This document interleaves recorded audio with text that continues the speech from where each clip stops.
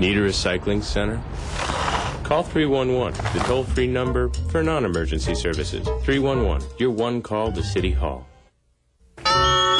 Good morning. Emergency Preparedness Patrol. Is your family prepared for disaster? Have an emergency supply kit ready with non-perishable food items. Include a first aid kit, a battery-operated radio, extra batteries, and of course, a waterproof flashlight. Don't forget extra medication for elderly family members. And extra pet food, too. Emergency Preparedness. It's an LA thing. Hi, I'm Nina. This is my daughter Miranda, and we live in Silver Lake. We love the cultural diversity of Los Angeles. You're watching LA City View, Channel 35. Our city, our channel.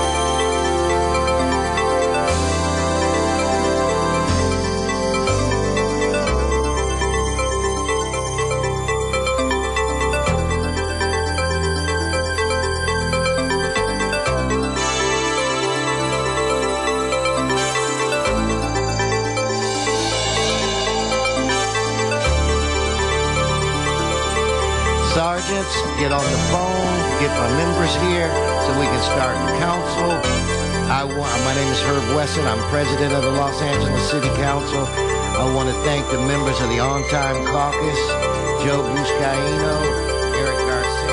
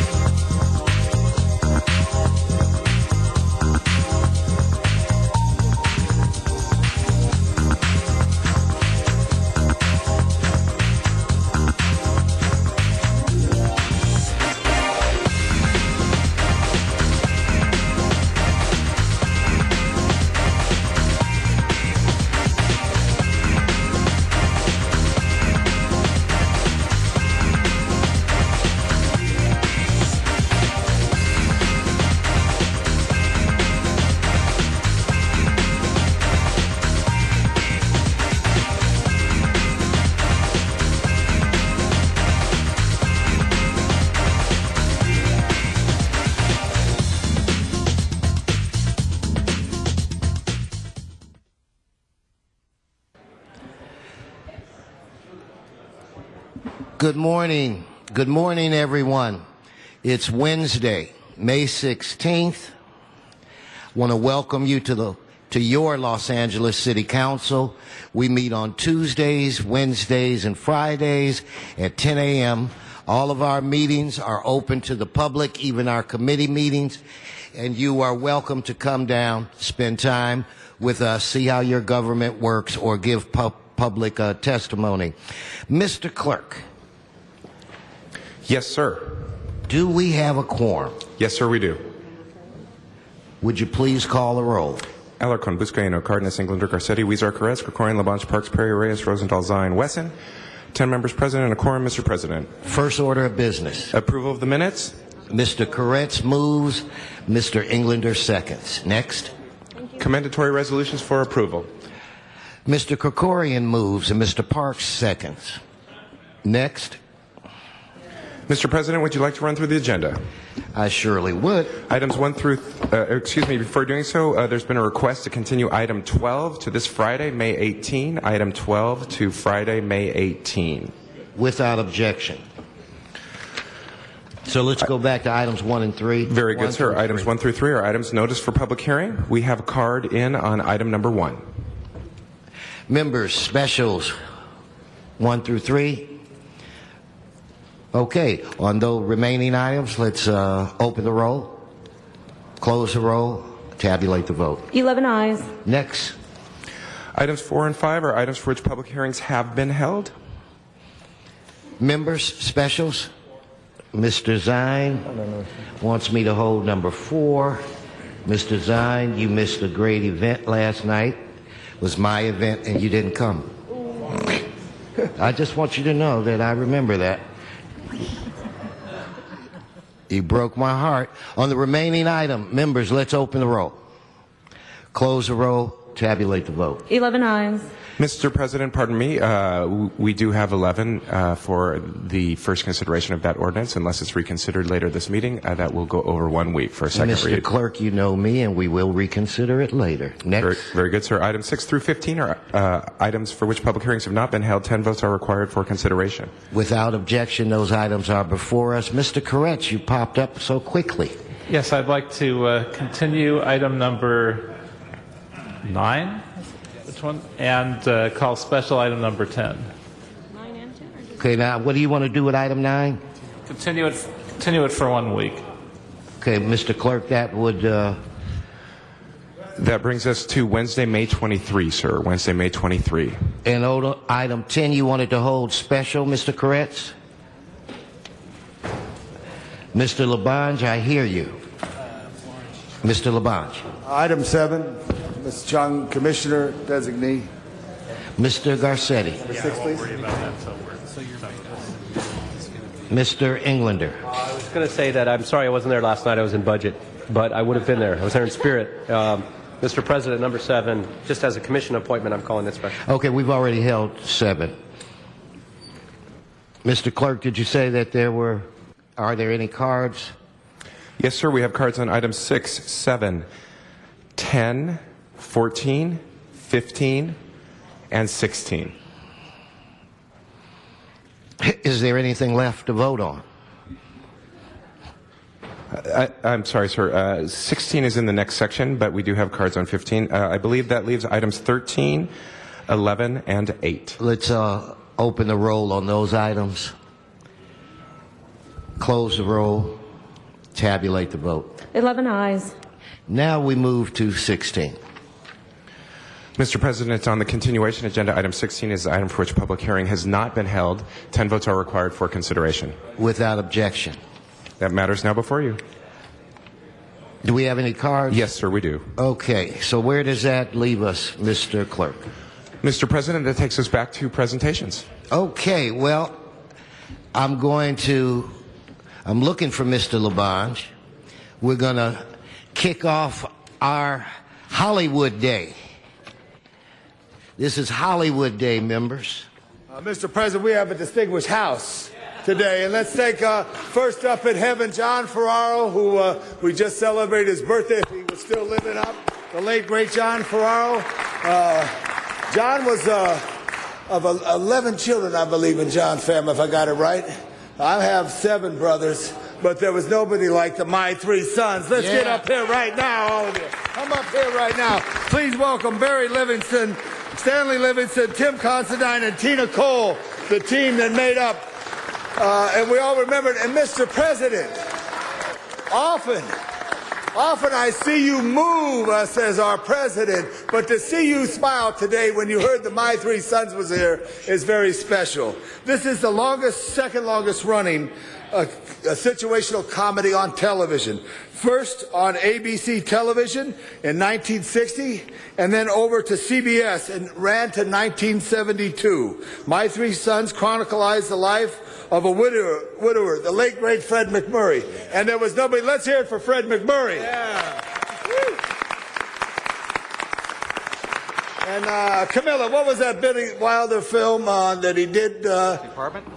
No, not something like that. Double Indemnity. There was nothing like Fred McMurray in Double Indemnity when he said, "Meet me on the northwest corner of Franklin and Vermont." There is a northwest corner at Franklin and Vermont.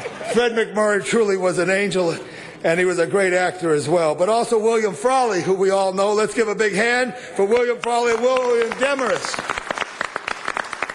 But this was a cornerstone show that was here, and these were the sons that were right here. Bill here. And except we'll switch you around there, Tina, right there. We got with the modern world, right, Bill? No, these are the sons that made it famous. And the people behind the lenses, the people in the camera department, the people in the creative crafts, all that did it. So we wanted to salute you on this day because this show was part of Americana. And you think about, see the USA in a Chevrolet in that time period. It was a wonderful time period in the sense, but also the challenging time period is the birth of the Civil Rights Movement and the extension and all the tragedies of John F. Kennedy, Martin Luther King, Bobby Kennedy, of all that, and then through 1972. The time that you lived was so important as a television show. So I wanted to, on behalf of the great people of the city of Los Angeles, honor My 3 Sons on this very special occasion for all that you have done. And I salute you all very greatly for the work that you've done. You have some special guests here. I know you'd rather hear from the sons and Tina than myself. And they have some special guests. I know Julie, the voting clerk, asked, is that Eddie Munster sitting in the front row? And sure enough, it is. But also, if I could introduce someone who's very special to us in Los Angeles. He is the #1 volunteer in the Department of Aging. He is the ambassador for aging because he's so young. Let's have a hand for Paul Peterson right there. Stand up, Paul. You do so much. So who wants to speak first? Okay. Introduce yourself. Yeah, hi, this is Barry Livingston. I was Ernie on My 3 Sons, and, this is a great thrill. It's such a great honor. In fact, I kind of was a little surprised. I thought maybe it was one of those elaborate sting operations that was bringing me to City Hall to get unpaid parking tickets at first. You got a few. Yeah, I know. Where's the bailiff? Okay, I'm good. Anyway, thank you so much. It's such a great honor. My 3 Sons was, classic TV Americana, reflecting simpler family values, told with humor and warmth, and it's a great honor to have that recognized by LA. And I'd like to thank Councilman Tom LaBonge for sponsoring us and the City Council itself for making it happen. Thank you so much. Thank you. Yes, I did. And I met with the late, great John Ferraro up in his office. I knew I was in trouble when another guy walked in and went, "Hey, Big John." And I was like, "Uh-oh, he's a personal friend of John's." But it was a interesting meeting. He was a very helpful guy. I live out in West Toluca Lake, and he was representing that area. And, it was terrific. So good to be back. Thank you. Thank you. My name is Stanley Livingston. I played Chip on My 3 Sons, and I want to thank the City Council and Tom LaBonge for this great honor. Just to let you know, a lot of people that get involved in show business come from other places. Barry and I are natives. We were actually born in Los Angeles, raised right on the streets of Hollywood. So this honor has double meaning for me. I grew up right on the streets of Hollywood, and this is near and dear to my heart. Anyway, I just want to thank everybody in attendance, all our friends from TV, Butch Patrick, David Stollery, Paul Peterson, and all our friends who showed up for us today, and the City Council, and James Victor as well. Where'd he go? Oh, there he is. Thanks so much. These two brothers were Huskies from North Hollywood High. North Hollywood High Huskies. I'm Tim Constantine. Barry says, make it short. All right, I will. Thank you very much. It's a really great honor. We were privileged to work with people like Fred McMurray, Bill Frawley, and Bill Demarest, and these guys here. And the one who's missing, there are actually three sons. Don Grady broke his leg, or he'd be here himself. But we are all, I believe we are all Los Angeles natives. And like the song goes, I love L.A. All right. Notre Dame High School and then Disney High School, because Walt liked him a lot. Tina, say a few words. Okay. And I was actually born in Hollywood. Wow. At the Hollywood Press Hospital. Good job. Yep, Marine too. Yeah. And I was really honored to have been asked to play Katie, the wife of Robbie, and My Three Sons. And we had triplets on the show, and this was long before fertility drugs. So, I mean, I thought they were crazy. But it was such an honor, and these guys have been wonderful to me, welcomed me into the family, which was kind of a difficult thing for a woman to be coming into an all-guy show. But I am thrilled to be here. Thank you all so very much. Hey, Tina. Hey, you know, next to the cameraman, the sound man was the most important. Ed, let's roll the tape real quick before we proclaim this great day. And give Ed, the big sound man, a big hand up there in the corner. Good job, Ed.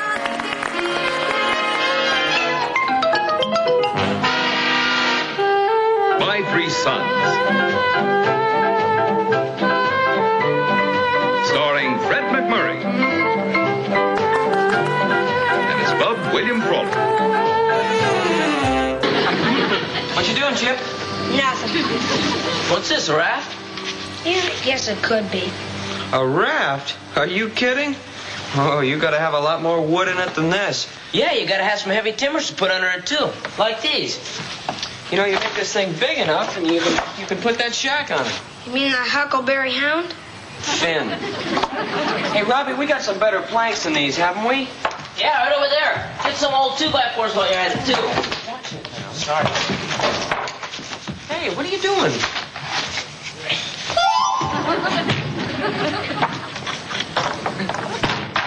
And now a couple boards in there. Nah, you can't do that. If you're gonna build something, you gotta build it decent. I thought you guys were going camping. Yeah, these will be good for underpinning. Out of the way, Squirt. It's my raft. Hey, Mike, hurry up. Get out of the way, Chip. Well, at least let me help. Well, here. What'll I do with it? Hold it. How's it going, Chip? Right on schedule. Good. Ernie, how you doing? Well, the pies are harder to do. Gotta get paid more money for them. We'll discuss that later.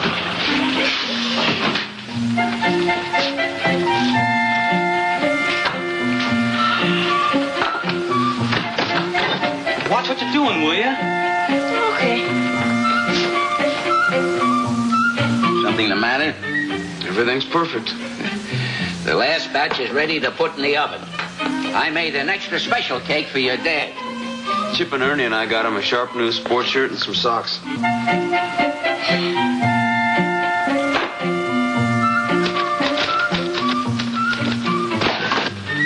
told you to quit that. Hey, you clowns, cut that out. Hey, excuse me. Now look what you did. I'm sorry. I told you. You can't do that to my brother.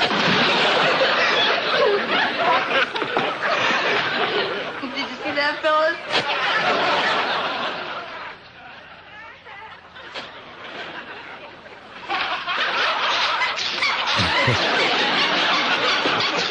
Hey, what's going on?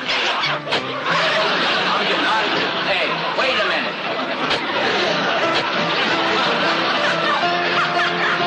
What are you laughing at?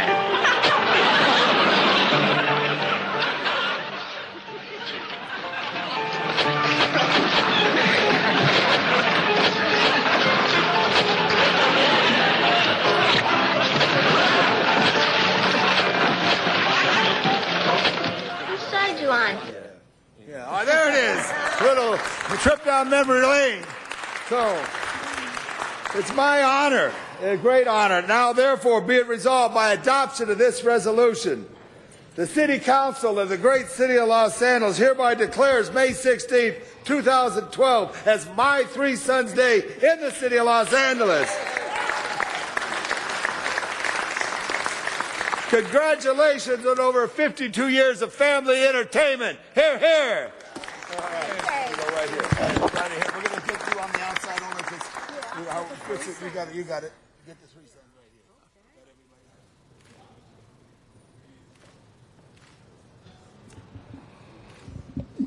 Thank you, Sherry. Give Sherry a big hand. Our still photographer. Mr. LaBonge. And also, Mr. LaBonge. Yes. I personally want to thank you for today's presentation. I want all of you to know that your show as a kid growing up was probably my favorite. I wanted so badly to have my own 3 sons. I wound up with 4. There are times, though, I wish maybe they would have had a series called Single with Money and No Problems, and that might have been my favorite. Anyway, welcome. You guys were great. I love the show. It's an honor to honor you. Mr. LaBonge, you're going to get 2 gold stars for this one. It's a good one. Give them a round of applause, everyone. Thank you very much. You got it. Thank you. Give them a round of applause. All the way around. And also, Paul, just real quick, Paul, come out here real quick because he does so much work for the Department of Aging. Paul, introduce all your buddies right out here who've come down. Come here right here, Paul. Butch, LaBonge, don't forget I have a meeting to run. I know. Here we go. Just real quick, Paul. Well, it is such a treat to be here and for you to honor men and women who have been friends of mine for more than 50 years. These are genuine people who support the city. And just think for a minute, the thousands of jobs that my 3 sons brought to this city. That's enough for me. You got to introduce everybody. Butch, come on, Butchie, for Julie. Hi, I'm Butch Patrick, and I was lucky enough to be on My Three Sons for 17 episodes as Ernie's best friend with 2 different names. It was like one of my highlights of my career was to work on the My Three Sons set, and thank you very much. Thank you. Spin and Marty. I'm Dave Stollery. I was Marty on Spin and Marty, and I worked with Tim Considine in that series. He was Tim Considine. You got it right here. And congratulations, guys, and it's just amazing. Tim and I have been friends and working together for about 50 years. Don't tell him how many years. Spin and Marty was my favorite. All right, everybody. And there's a lady with excellent taste. You got it. And then also part of the show, but also with Zorro, James. It's an honor to be here, and thank you so much for honoring this great American show. I was in 5 episodes, thanks to my friend Tim Considine, who brought me in. So thank you very much. Well, Mr. President, thank you, and thank the council. And as Paul Peterson said, it's all about jobs, too. Thank you, Mr. LaBonge. Okay, now we continue Hollywoodland Presentation Day. This one will be led by the great council person from the 5th District, Mr. Paul Koretz.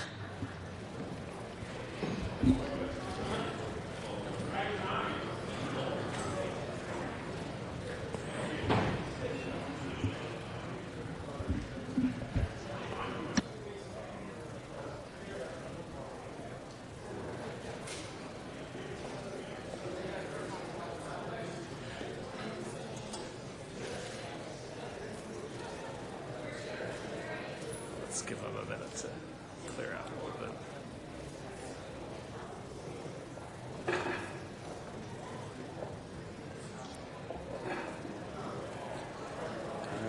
I'm going to wait till this is done.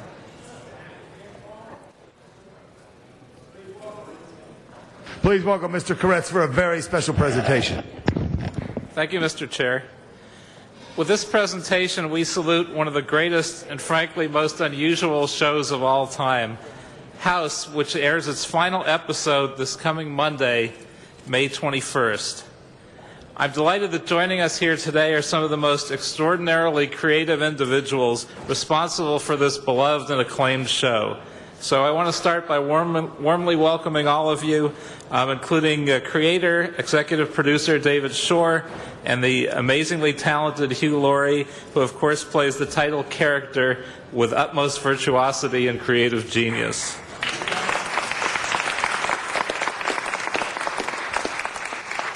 And I'm especially proud that throughout its 8-year history, House has been shot right here in Los Angeles, with principal photography taking place on the Fox lot in Century City within the 5th Council District. House has enriched the people of Los Angeles with jobs and revenues and has showcased the unparalleled advantages enjoyed by great productions that utilize LA's amazing wealth of talented people, knowledgeable businesses, and friendly locations.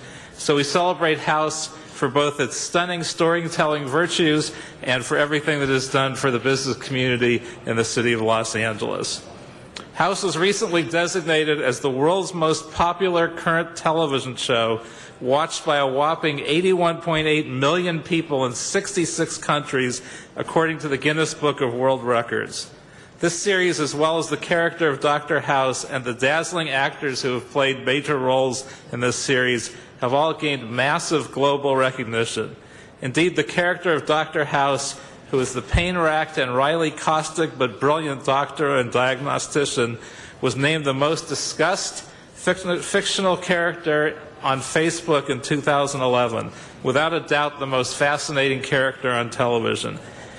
It's also been critically acclaimed as well, receiving 5 Emmys, 2 Golden Globes, 2 Screen Actors Guild Awards, 2 Writers Guild Awards, 2 NAACP Image Awards, and many others. And after 8 seasons, I can safely say that every episode of House has challenged the audience to think outside the box, not just about medical mysteries, but about human nature, including their own. So I personally want to thank David Shore and Hugh Laurie and Fox, Universal Television, and all of you for making a courageously different show. With House, you have demonstrated that a successful commercial television entertainment can be daringly difficult and provocative, incredibly witty, often dark and full of tough questions, but immensely respectful of the audience's ability to ponder and to enjoy such mysteries. And so for that reason, you've won their hearts and minds. With that, let me congratulate the show's creator, David Shore, and ask him to share his thoughts, although please don't tell us what happens in the finale on Monday night. David.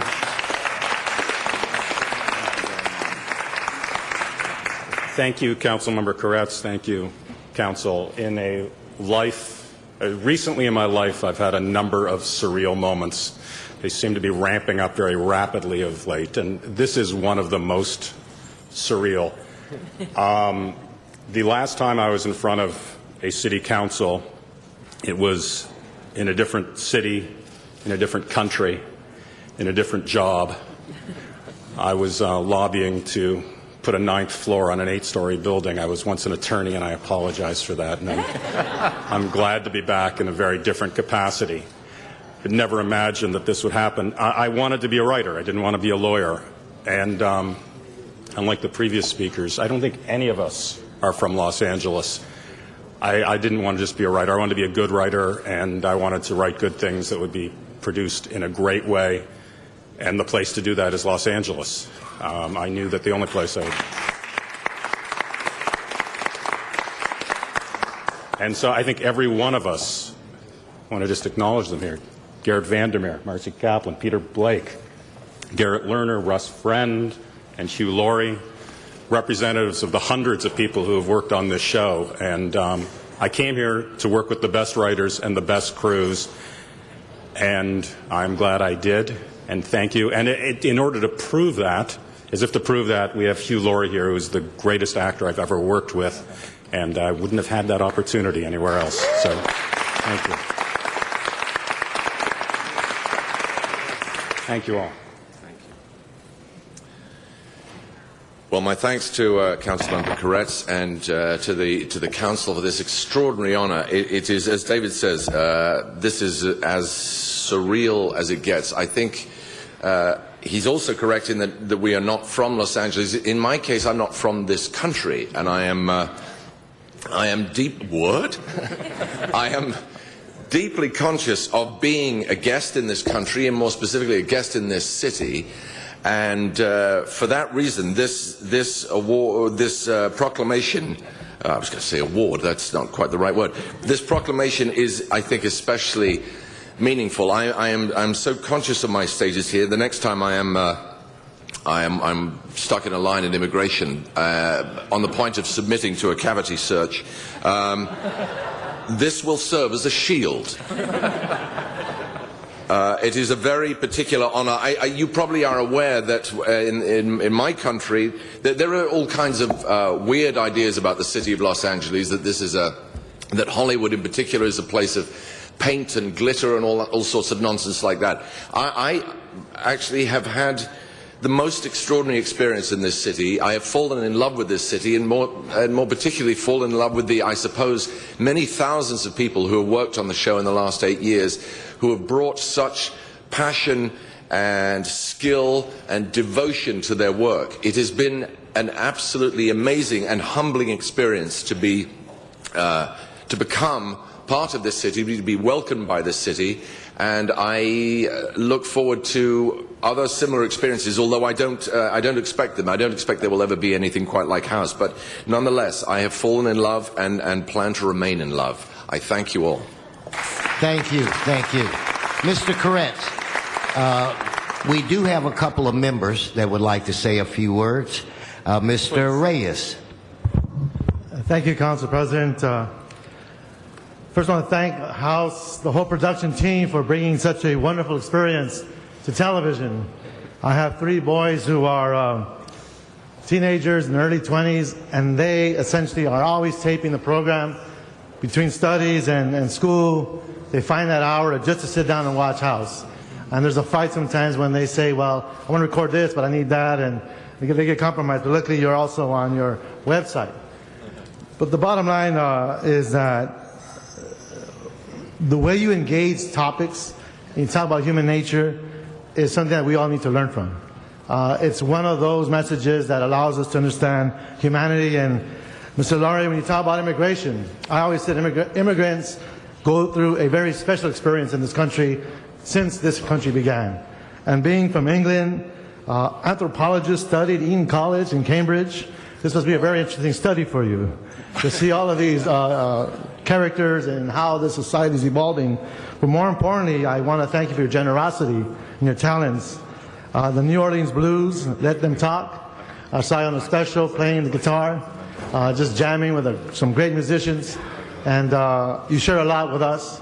I'll say thank you for your generosity. Thank you. And welcome to Los Angeles, and thank you, House. Mr. Hollywood, Mr. Garcetti.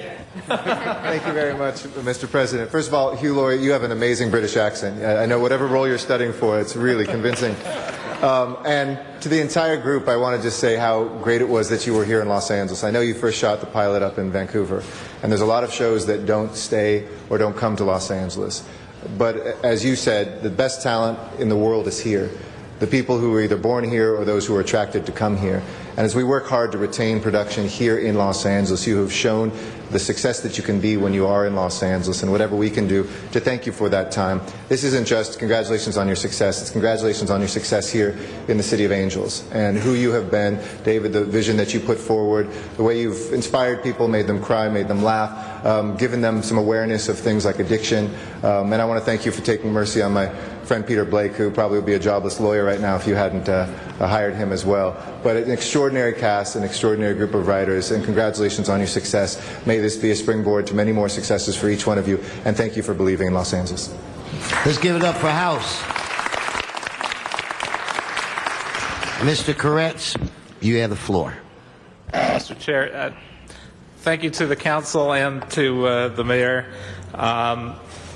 It is my honor to present this commendation resolution that declares May 21st the date of the airing of the finale of the show as House Day in the city of Los Angeles, and we thank them for not only creating an amazing series, but for filming it in the city of Los Angeles. So congratulations and thank you so much.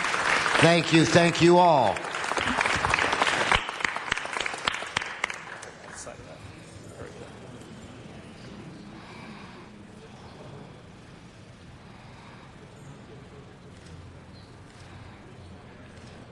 Mr. Clerk, where does that bring us on today's agenda?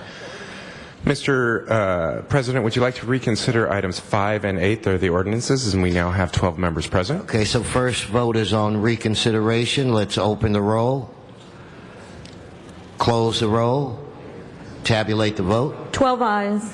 Okay, now let's actually vote on the items. Let's open the roll, close the roll, tabulate the vote. 12 ayes.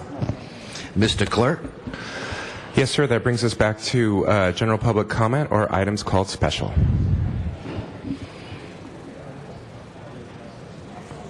I guess we will go to general public comment. Before I begin, I want to give a very sincere thank you to Budget and Finance Chair Paul Krikorian and our entire budget team, Mitchell Englander, Paul Koretz, Billy Rosendahl, Tony Cardenas. You guys did magnificent work, and I think because of all the work that you've done, you'll make our lives on Monday a lot smoother. So I just wanted to commend you and say that you did a magnificent job. With that said, if I could have Mr. Arnold Sachs, I think it's Edna or Ed Hallman, and John Walsh, please come forward.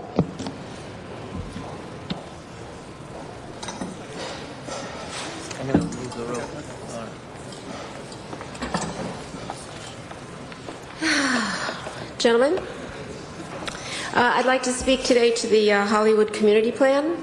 I suspect that several of you or many of you have not yet had a chance to read the plan. Did you? Could you identify yourself? Sorry? Could you identify? I'm so sorry. I'm Ida, Okay. EDA, Hallinan. So I'm speaking to the Hollywood Community Plan. I suspect that some of you have not had a chance to read the entire plan, and I want to make it clear that the plan not only affects those of us that live in Hollywood, but will affect people in all other of the council districts. As you know, the city resources are allocated based on population, and the Hollywood Community Plan greatly overstates the population in Hollywood.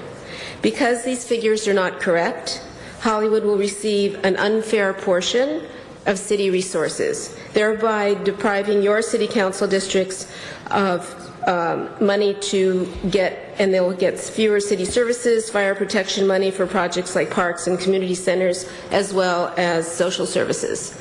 The sooner this plan is sent back to city planning, the sooner this inequity can be corrected, and at the same time saving the city money on time-wasting litigation, which I'm sure some of you know is already pending. Please bring this up for a motion to send the Hollywood Community Plan back to the City Planning Department. Thank you so much for your time. Thank you, ma'am. Mr. Sachs, and then we'll have John Walsh. Come on up. Yes, thank you. Good morning, Arnold Sachs. While Rome burns, Tut fiddles.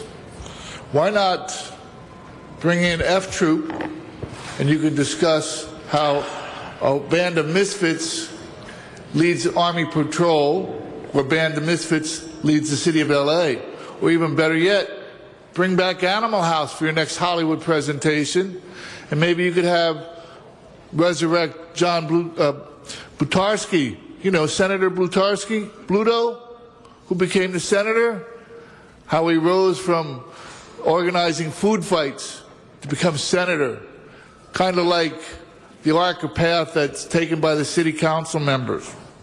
That being said, Unfortunately, Mr. Labange isn't here, and I'd like to thank him for answering that question I made, Rose, yesterday when Councilman Cardenas mentioned that we don't discuss things, or you don't discuss things that are not on the agenda. And I brought up the fact that you don't discuss things that are on the agenda. And Councilman Labange mentioned, yes, we do. Sometimes we call you over to the side, and we have an answer for you there. And therein lies the problem. Because when you want to clarify or when you want to correct a speaker at the podium, you have no problem doing that out front, standing up at your desk and saying, oh no, the speaker's wrong. But when you want to inform a speaker or you want to pass some information on to the speaker, meet me over at the side and I'll discuss it over there. So why not the same standard? Why have a double standard there? Why don't you stand up and say, you know, the speaker might be correct. Let's explain that to the public here so everybody hears. No, meet us over at the side.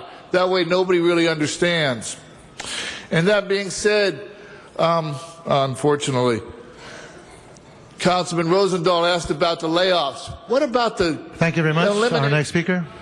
Thank you very much. You've been warned, disrupted the council. That's your first warning. Mr. Walsh? I'm waiting. You forgot this.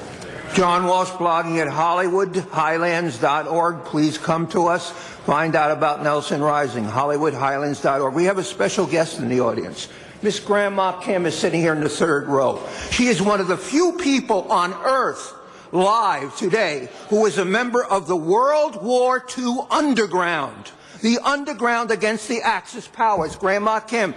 She was a courier at age 15 in Korea against the Japanese. Now there's somebody you should be honoring, Grandma Kim, a fighter against fascism. Hollywood, stand up, please, stand up. Of course, in this city, if you're Korean, you're a piece of crap. That's the way you people act as you destroy the Korean community. And you take away their positions and you take away their city council members, their chance for a city council member. I'd like to point out that I've been accused of inflating the rape statistics in Los Angeles. Everybody, go to CompStat LA right now and look at January and February for this year. Those are the latest dates. The rape statistic in this city is up 11%. I said it to Eric. He didn't give a damn. But I want to say I said it to Cindy also. She didn't give a damn. And you want to know why? Because most of the people being raped are Hispanic women. And you're racist up here. There's only one woman on here, and she's not even up here now. And next year, there may be no women on here. We're talking about 11% increase in rape, and you don't give a damn as blood rolls down Hollywood Boulevard and Hollywood and Vine. You people are disgusting. HollywoodHighlands.org. Maybe they're wearing provocative clothes. Is that it? Do you blame it on the way the women dress that the rate is up 11% in the last 2 months? And forget about 2001. Thank you very much. Our next speaker, Sarah Armstrong.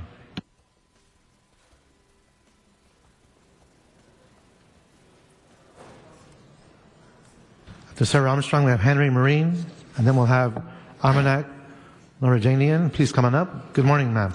Good morning, Council. I come before you today to ask you to consider item 10 and pass it.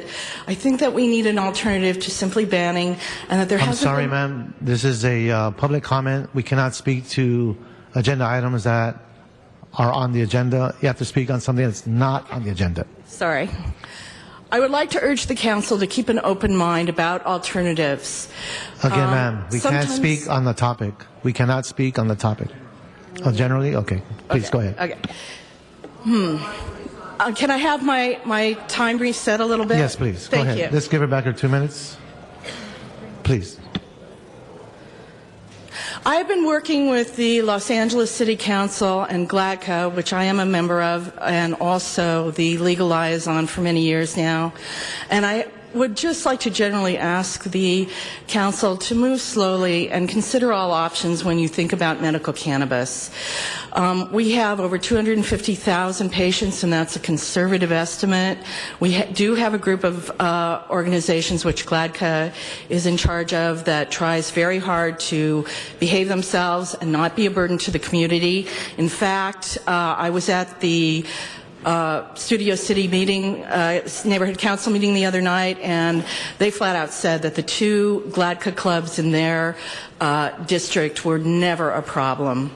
Please don't throw the baby out with the bathwater.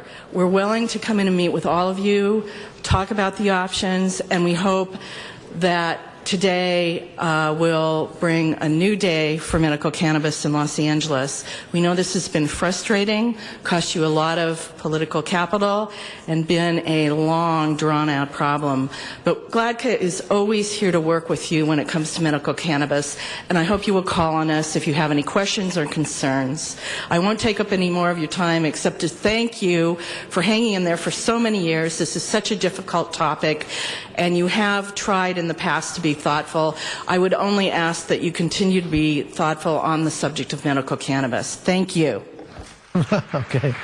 Thank you, ma'am. Henry Marine. Yes, good morning. Paragraph 8 of MOU 35 still shows that the maximum time a worker shall be employed under this agreement shall be 1 year. We know that a year's service credit has to be provided to any worker who is employed past 1,000 hours, aka 6 months. We also know that a worker must be provided participation in the pension plan when employed past 1,000 hours, or aka 6 months. Now, the word is still here. It's payday again. Wendy Grew diverted more money from the pay of city employees, which is under Davis-Bacon laws for our pigs and hogs, and diverted money from public employee pension plans. Again. Now, we know management has been misrepresenting so-called MOU 35 employees as hire and haul employees, which implies for benefit purposes, they're not city W-2 defined city or HACLA employees. So you're making misrepresentations. I can't retire until you figure out how to read this stuff and get our money rolled over and reinvest it in public employee pension benefit plans. So, you know, the first word in Wesson is we, and the last word is on. So somebody get this on the agenda and get this taken care of. Thank you. Thank you, sir. Our next speaker, Armanak Norjanian. Good day, sir. Good morning, respectable city council members. Good morning, fellow Angelinos. My name is Armanak Norjanian, and I'm a liberal Democrat and human rights advocate. And as such, I run for the seat of California State Assembly. I actually asked vast majority of Hispanic and black voters to vote for me as the most liberal and most progressive candidate of all in our South Central Los Angeles 59th Assembly District. Actually, I promised to raise taxes 50% against wealthy individuals and gasoline selling corporations and oil producer manufacturers in order to replenish state coffers, in order to eliminate budget deficit, and actually in order to increase social spending and keep social programs up and running. I also propose to provide 6-month free pregnancy leave for all California women. I propose increase 20 miles up in highway speed for all small cars, small trucks and cars and vans. Also, I propose to make same-sex marriage law of the land in order to uphold civil rights of sexual minorities. And also propose to introduce comprehensive ban against so-called medical marijuana dispensaries, which rip off Californian substance abusers and charge them gross sums of money, about $800 per 1 pound of marijuana, harmful narcotic. And actually, I ask city council members to introduce hardcore ban against selling harmful narcotic marijuana in the city of Los Angeles. It has caused increase in crime. as for instance, my car has been burglarized 3 times for this week, you know. And actually, and I blame with lax enforcement of it. Thank you. Mr. Dude, Dow House Dude. Richard, you're taking away from his time. So I'm going to subtract it from your time. Dow House Dude. Yes, my name Juan Alcalá. My gig on the internet, the Dollhouse Dude, and I'm simply saying we are intelligent human beings. Why do we keep each other homeless?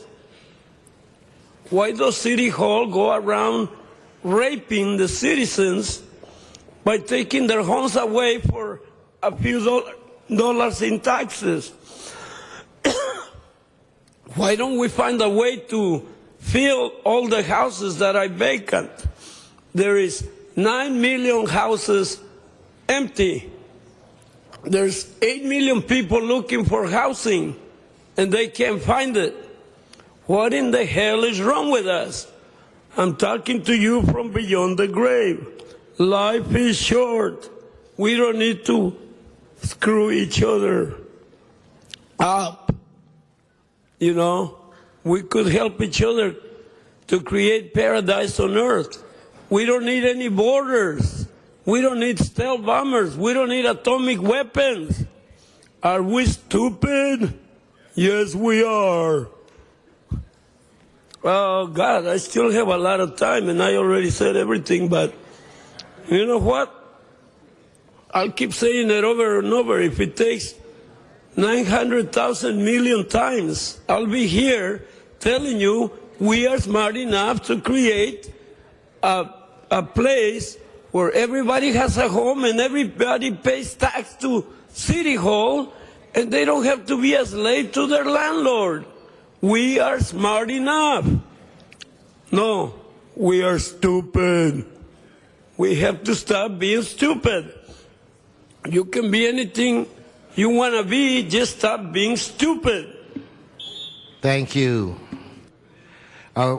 We're finished with general public comment, so now we'll go to our agenda items that were held special. Maybe we could do, Eric, we'll start with our commissioners, and that would, item 6, I believe you called special. Thank you. If I can invite Commissioner nominee Fertig up to the table here. Let me start by thanking our City Controller for a wonderful nomination.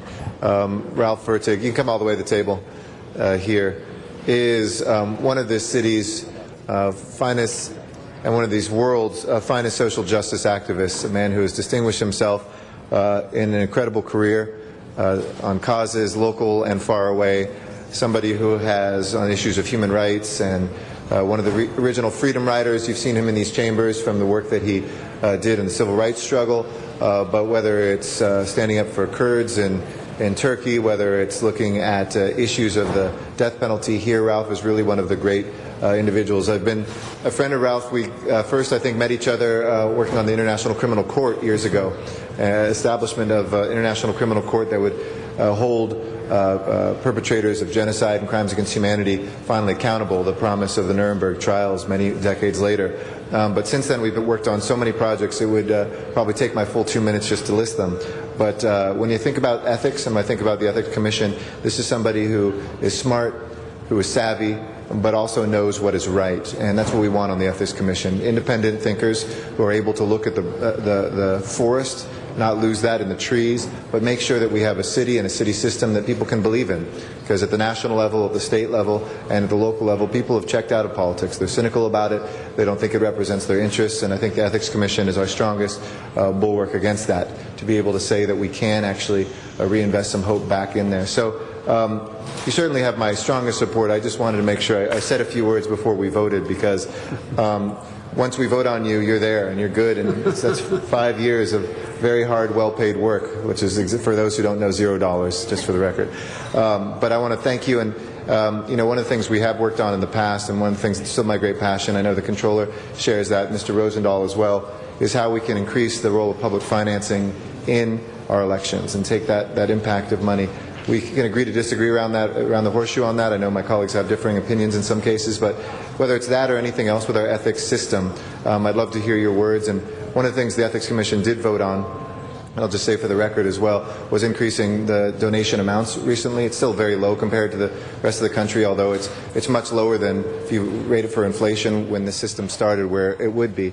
So, somebody who happens to be running, Mr. Zine, others, for a citywide office, we still spend an inordinate amount of our time doing fundraising and not necessarily events that are not fundraising, and either the impact of greater donation limitations still within reach or reason, and the role of public financing, I think, can play a very strong role in making sure that candidates are actually talking to the people, including those who are not donating to campaigns. So any of your thoughts, and why are you interested in being an ethics commissioner, Mr. Fertig, Professor Fertig? Thank you very much, Mr. Garcetti. It's been a pleasure to work with you and with other members of the City Council from time to time. I teach public welfare policy at USC, and I thought it would be wonderful to find out how it's working on the inside of America's most dynamic city. Democracy only works if we can level the playing field, if we can guarantee equal access and equal rights, which becomes particularly pronounced and essential in the most diverse city on the globe, to open up those opportunities and keep them open.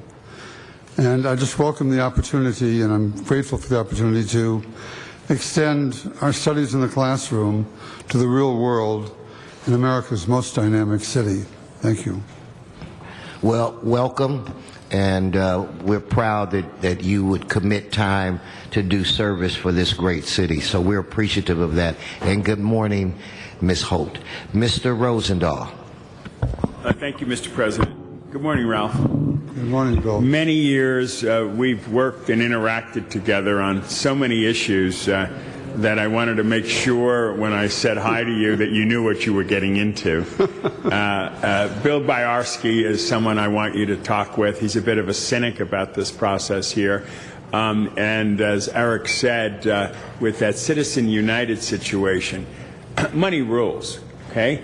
And whatever you can do on that commission to understand that and to make sure that it doesn't, at least in our city, control the dynamic, control the issues, the better off we will be as a great city. And maybe we can be part of a trailblazing group that deal with the national issue of this. Right now, it's out of control, frankly.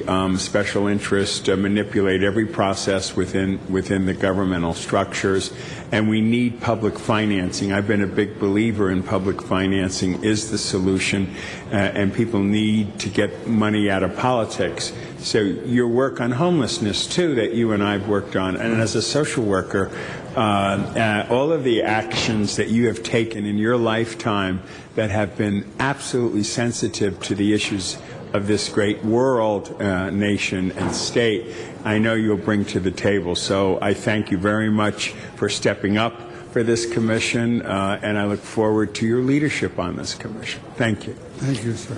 Thank you, Mr. Rosendahl. Mr. Englander. Hi, Judge. How you doing?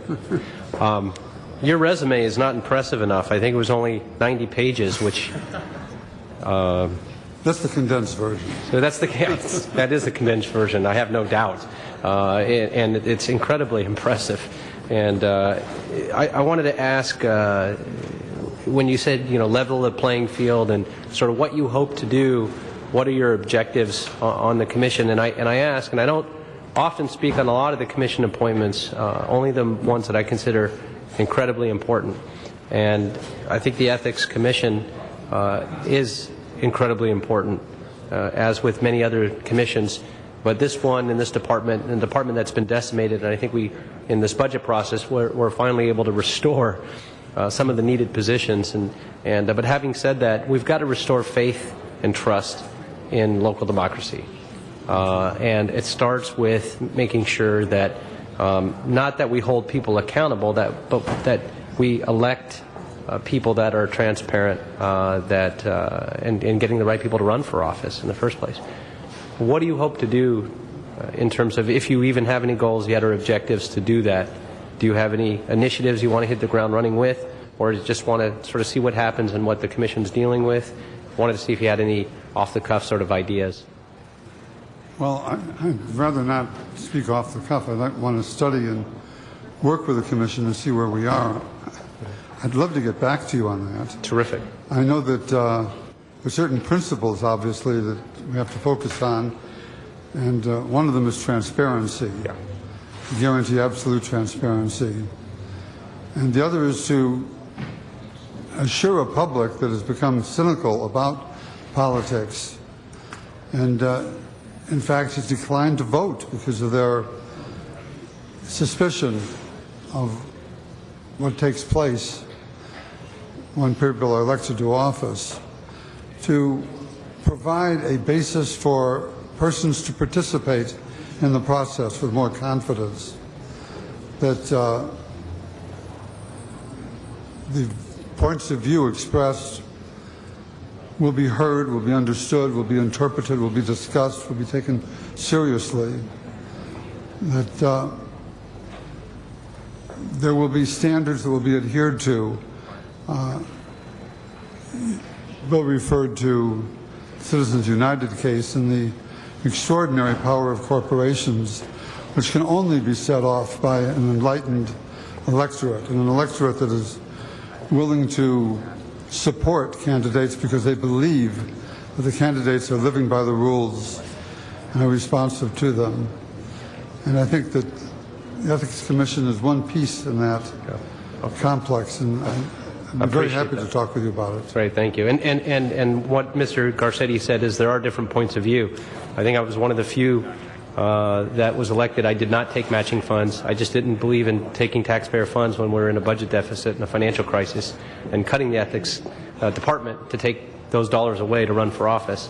And so there are different views, and I agree about the corporations as well as other special interests. It's on both sides, and so I'd be happy to discuss those matters with you, and look forward to voting on your confirmation. So thank you. Thank you, Mr. Koretz.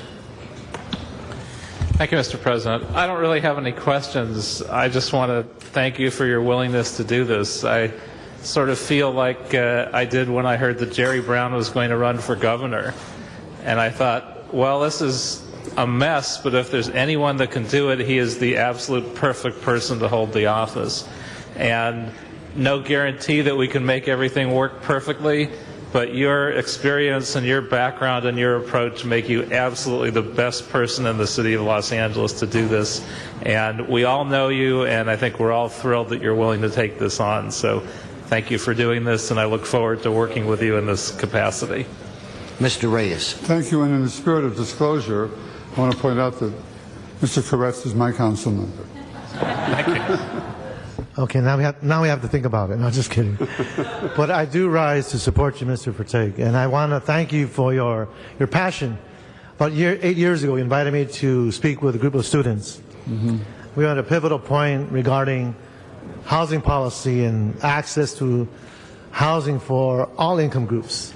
It was a very emotional time, a very pivotal time. Unfortunately, we could not reach the type of flexibility that allowed for those of greatest need to have a roof over their head. Right. And I remember your sense of, maybe outrage is too strong, but your sense of discomfort as to why isn't the city doing more? Mm-hmm. And you gave me the opportunity to express to students and get their energy as to how can things change for the better. And for that I thank you, and I'm hoping that in this new role, with the same conviction in terms of how do we allow for us to move the platform up for people to survive and have a decent life, as opposed to having the platform pushed down and people suffer more because of it. I look to you for that guidance, and I thank you for your service to the city. Thank you, and it was a pleasure working with you on the housing efforts. Okay, we have one public comment card. Mr. Arnold Sachs, if you'd please come forward.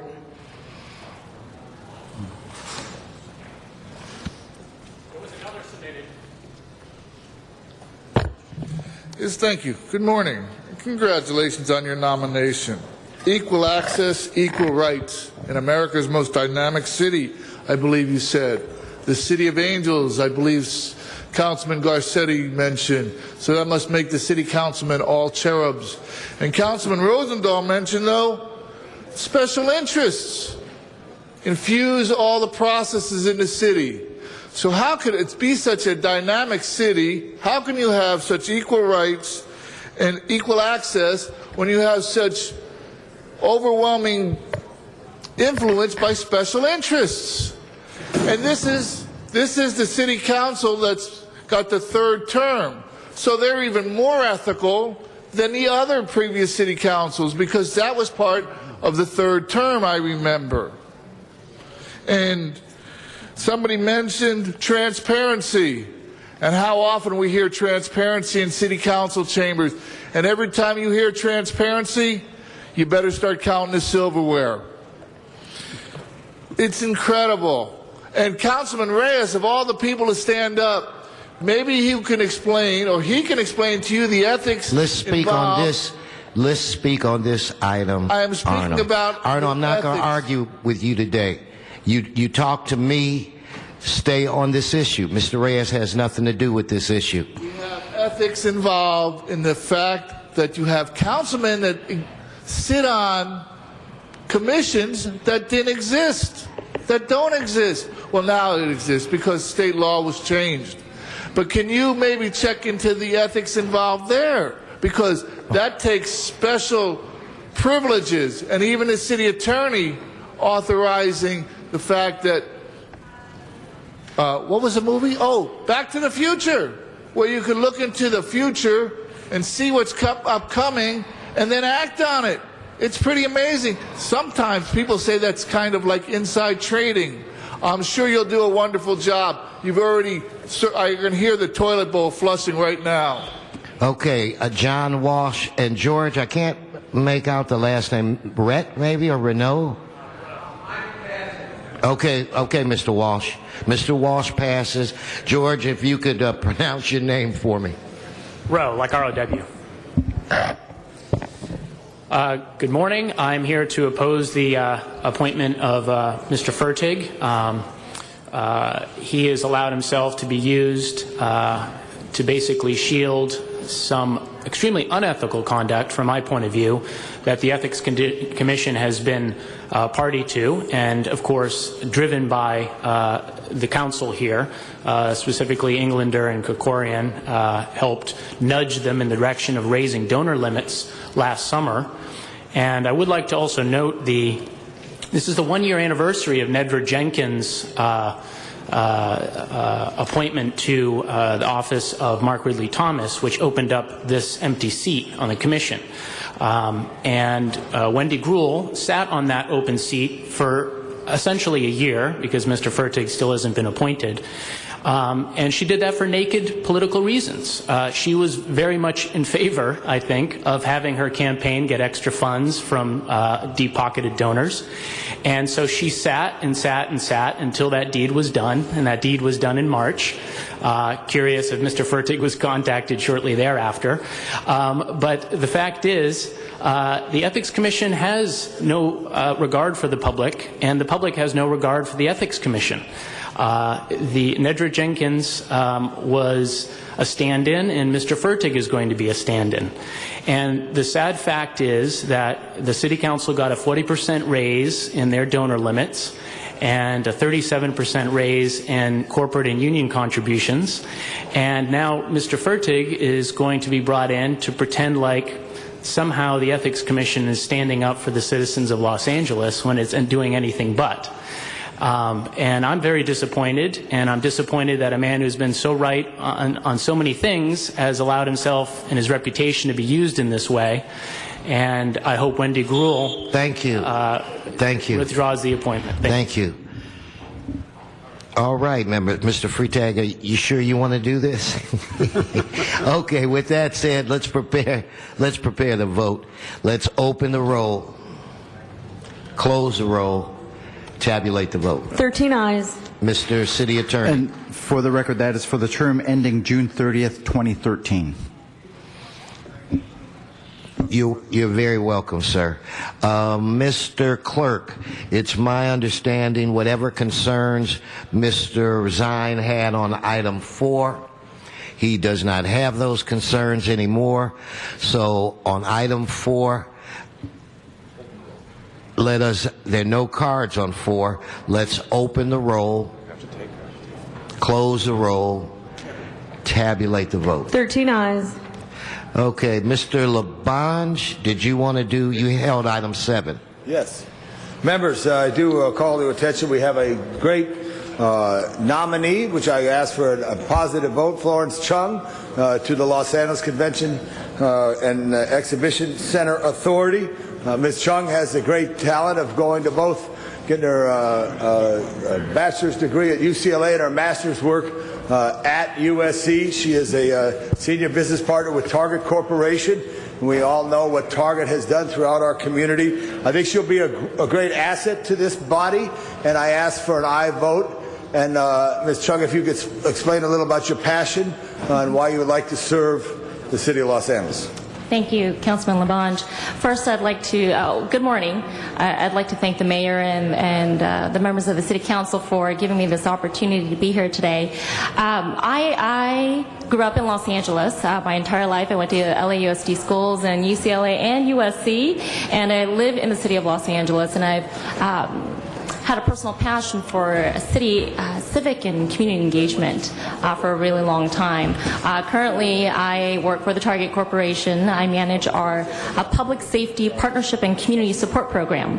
So in that capacity, my responsibilities are to manage a grant program across the western U.S. region supporting law enforcement agencies and emergency management officials. So I've had the great pleasure of working with Chief Beck and the LAPD, as well as Jim Featherstone and the City Emergency Management Department. And it's been a wonderful partnership working with them to try to promote community resiliency, preparedness, and public safety.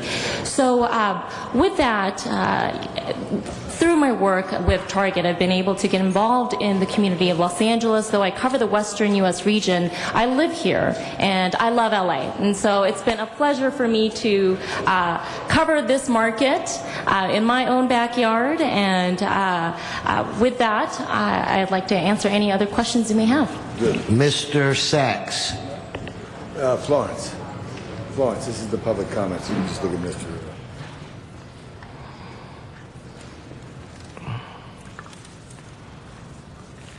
Well, thank you.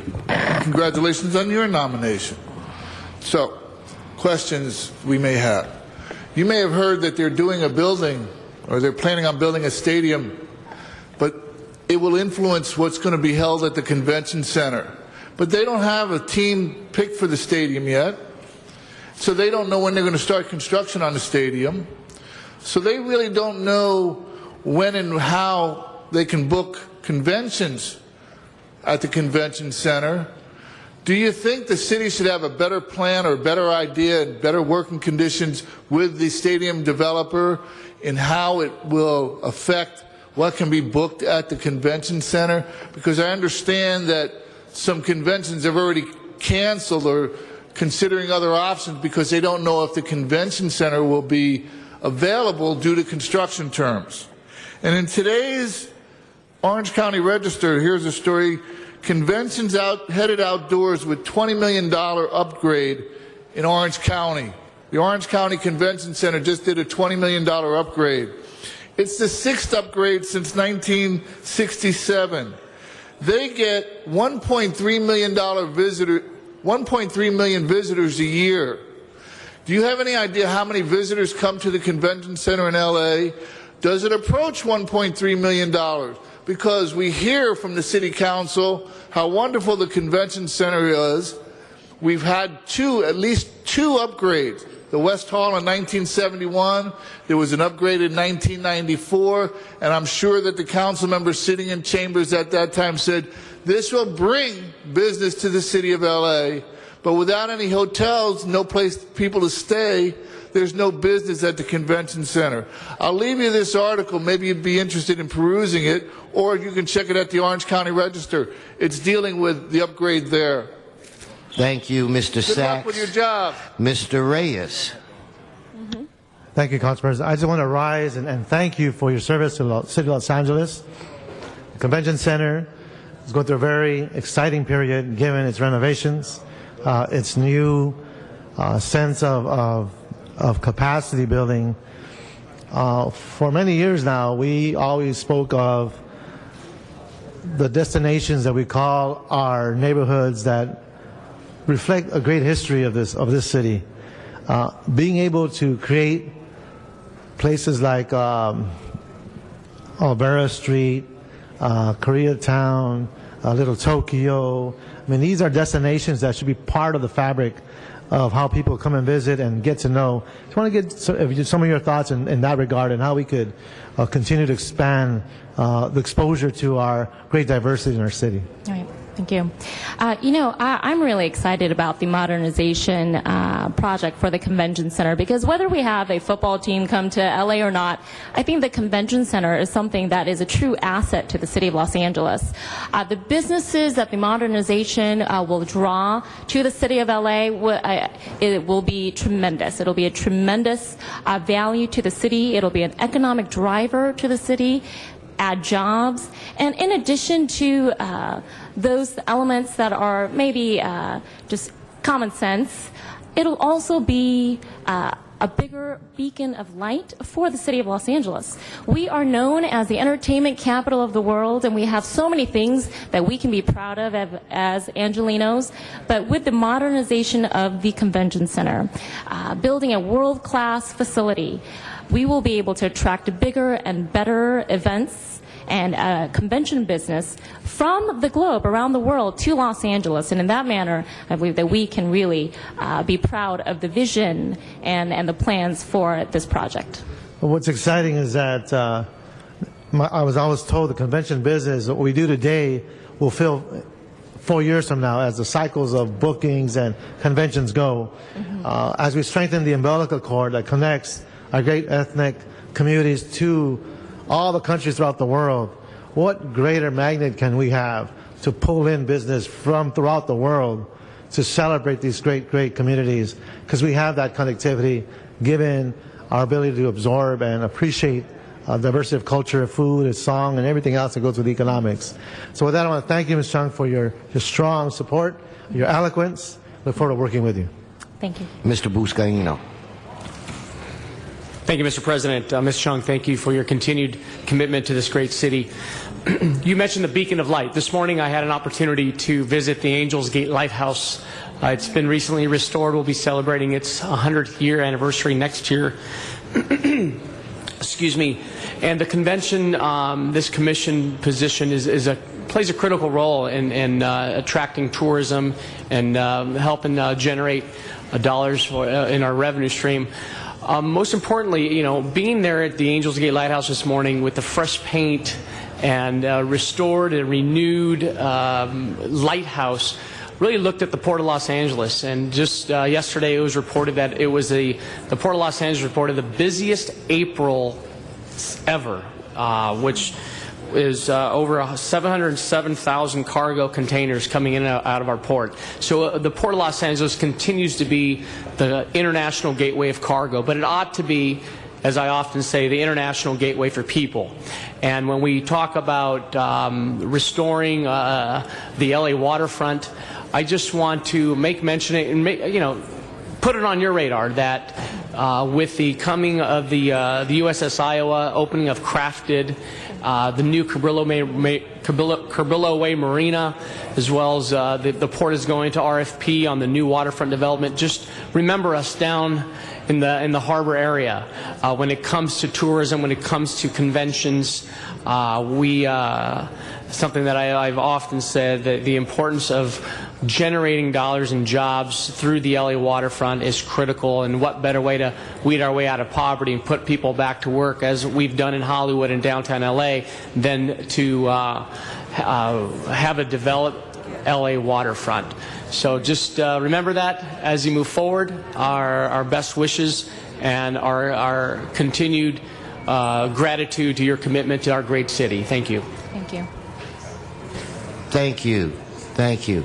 No more speakers in the queue. On this item, let's open the roll, close the roll, tabulate the vote. 12 ayes. Forthwith, congratulations. Thank you.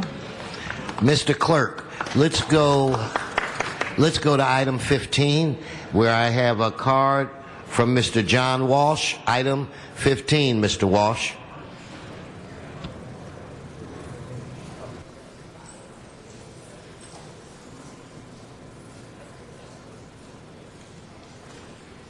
Get out of the way, Paul. This is my time. Out of the way. Look at this. I hope you saw that. He stuck his tongue out at me. I mean, that's garbage, okay?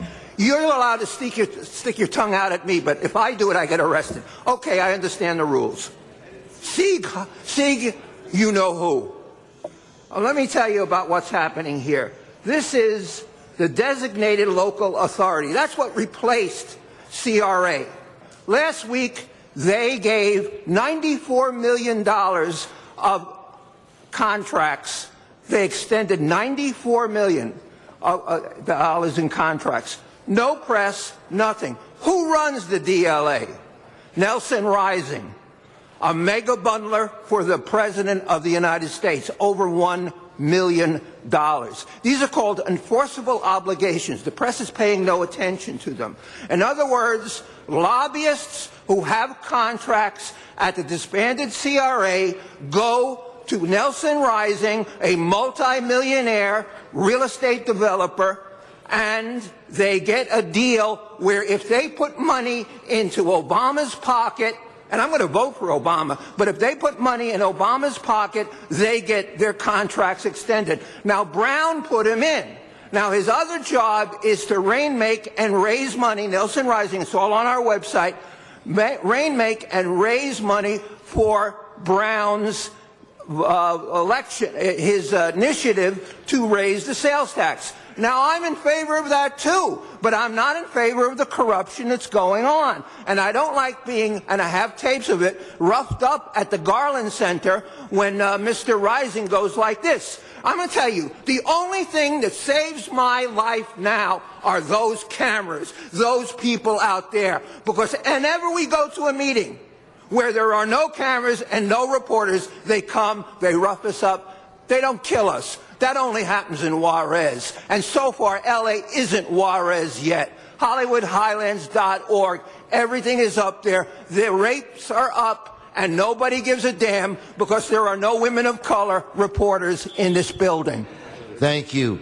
Okay, on this item, let's open the roll, close the roll, tabulate the vote. 12 ayes. Let's go to item 14, Mr. Clerk. On that item, I have Arnold Sachs and Armanik Noorjanian. Mr. Sachs? He left the building. Mr. Sachs, going once, twice. Armanik Noorjanian. Well, good morning, City Council members. Good morning, fellow engineers. Actually, as a liberal Democrat who fights against wasteful spending, I actually ask City Council members to reject this Resolution 14. But actually, because it actually represents wasteful spending of money in order to accommodate city neighborhood council. City neighborhood council actually is not a kind of a finance organization. It's kind of organization which represents just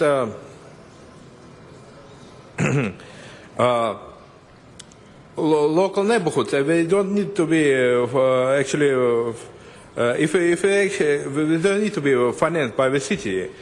And I believe that city government will save some money on that lease for that Panorama City Neighborhood Council.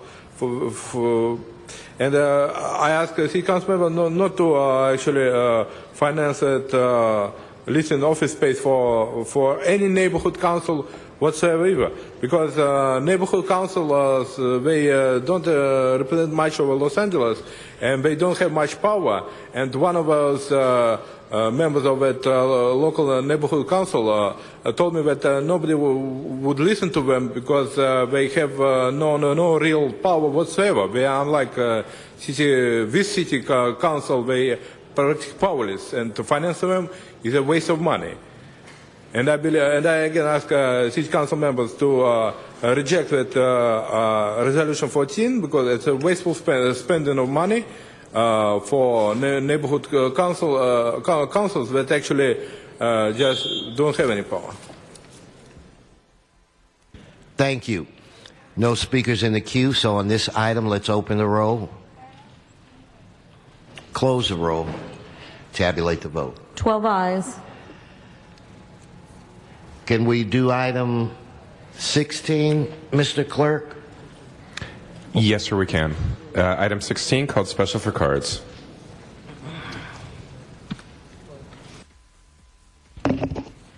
Arnold Sachs, who's not here, and Mr. Walsh, John Walsh, on item 16.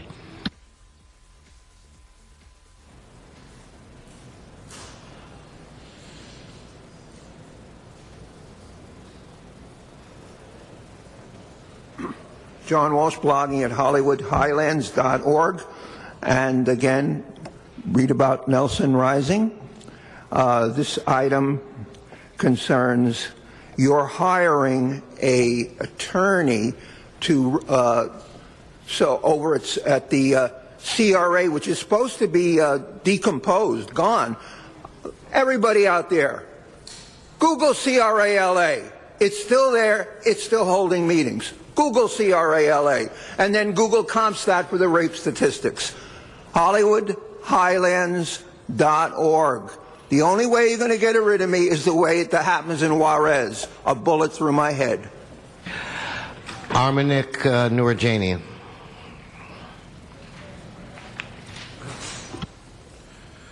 Good morning, City Council members. Good morning, fellow Angelinos. Well, actually, as a liberal Democrat, veterans for California State Assembly office from South Central Los Angeles, actually oppose very much wasteful spending, and ask city council members to reject Resolution 16 because Resolution 16, well, actually, in my opinion, represents a case of wasteful spending of money.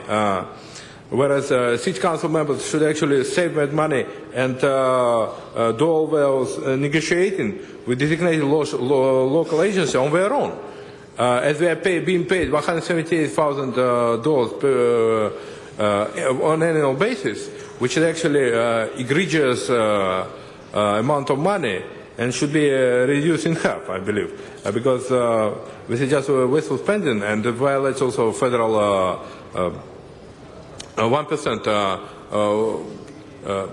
law. Well, actually, and I believe that City of Los Angeles city government doesn't need any special city council in order to negotiate with designated local agency, because such a designated local agency, it hasn't been created yet, and most likely it's a figment of somebody's imagination. And actually,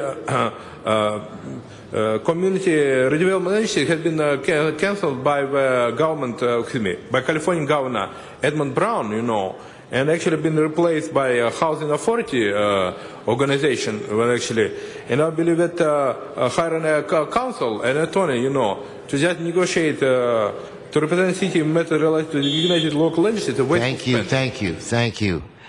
Okay, Mr. Reyes. Thank you, Council President. Colleagues, there's a lot happening in the city. We're going through budget issues and the CRA's understanding how the CRA's assets, how it's going to impact the city, what the state is trying to do and taking as much resources as they can for their budget crisis. In the meantime, we also have the communities who have invested thousands of hours in community meetings, had expectations, anticipation of benefits that would improve their environments.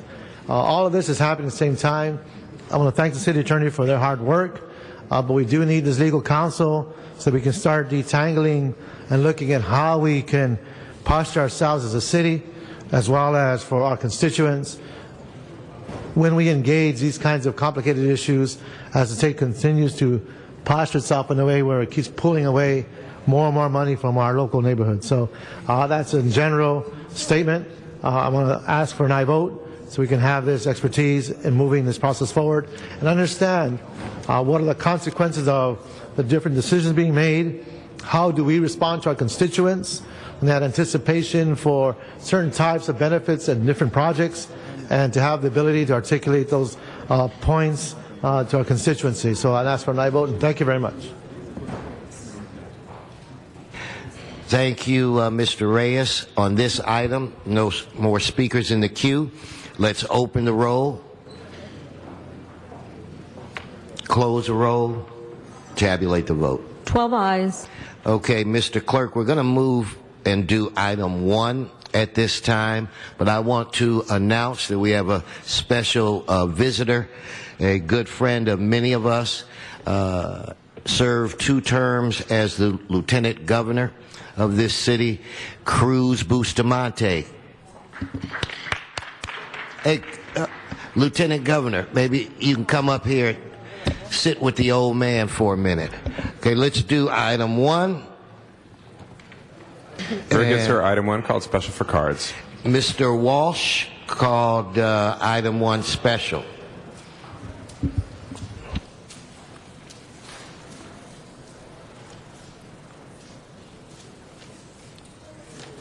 John Walsh, blogging at HollywoodHighlands.org. This is a hearing protest relative to the vacation of Colorado Boulevard.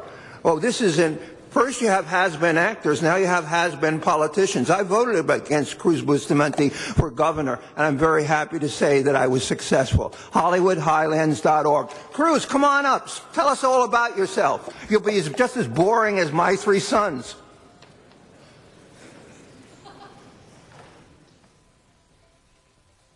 Thank you. On that item, let's open the roll. Close the roll. Tabulate the vote. 12 ayes. Mr. Clerk, what's before us? That brings us to item 10 called special for cards and Councilmember Koretz. Okay, it's my understanding that item 10, Mr. City Attorney, is going to be continued until Friday. It's my understanding, and I did speak with your office. We have not had an opportunity to get back with you. It's circulating around the horseshoe as we speak. Mr. Koretz? My understanding was that it would be a problem not to do this now for the city attorney. Well, why don't... it's been cleared in discussions that we've had. We've been told if we could continue this until Friday. And all you have to do is look to your left, and you'll see the lead person in the city attorney's office on this issue nodding yes. Okay. Well, no longer than Friday. If I can only ask one thing, then I know there are a number of people that are here to testify on the item. They're invited to come back on Friday. Could they not be heard today as they're all here patiently waiting for an entire meeting? For you, Mr. Koretz, we will have 1 minute. And when we have this on Friday, we won't have any discussions. Mr. Sachs, Doug Haynes, Aaron Justice, John Walsh. In fact, Mr. Walsh, you're out of time, I've been informed. The clerks inform me you're out of time. So again, I'm not going to argue with you. Doug Haynes, Aaron Justice, sergeants, help him understand his time has expired. Doug Haynes, Aaron Justice. Is this an Aaron Taylor? Please go forward. Hi, my name is Doug Haynes. I'm with East Hollywood Neighborhood Council. Members of our board have spoken over the past 3 years regarding the issue multiple times. I'm joined here today by the president of our neighborhood council. We completely supported unanimously as a neighborhood council the proposed ban by Councilman Weasel's office. We still do. We were joined in that by the Greater Griffith Park Neighborhood Council, the Hollywood Studio District Neighborhood Council, the Eagle Rock Neighborhood Council, and many others. What we're concerned about is this perpetually goes on. We're frustrated by this. We need resolution of this. The ban would create a clean slate. Metro Narcotics can only shut down one dispensary a week. There are now 700 to 1,000. We don't know anymore. There's no regulation. So let's proceed with the ban and go from there. Let's not continue this forever. Thank you. Thank you. Aaron Justice, and after you is Aaron Taylor. Where's Taylor? Is Taylor gone? Adam Daniels, please come forward. Yes, sir. I'm Aaron Justice with Buds and Roses Collective in Studio City. I'd like to thank Councilmember Koretz for your efforts in trying to restart the regulatory process in regards to safe access for medical cannabis. I also want to thank the efforts of Studio City Neighborhood Council and their recent attempts at working with local Studio City collectives to create some sort of guidelines and standards that we can pledge to our local community to follow, whether the City of LA enacts regulations or not. I want to encourage everyone to support regulating the medical cannabis industry and not banning collectives as some have suggested. Banning all collectives would almost be impossible, and with any success, it would just push patients back into the underground and turn everyday Americans back into criminals. It's just not a workable option. The issue of medical cannabis is important to many Americans. It's been shown in major polls. There's a major disconnect with what the people want and what the government enforces. Even many non-users support regulation of medical cannabis. People of California voted on this 16 years ago. It's very important, and please help make us work. Thank you. Okay, again, Aaron Justice, Aaron Taylor. We just had Adam. I think it's Ali, Rosie, and if you could come up so I can see one person behind the other.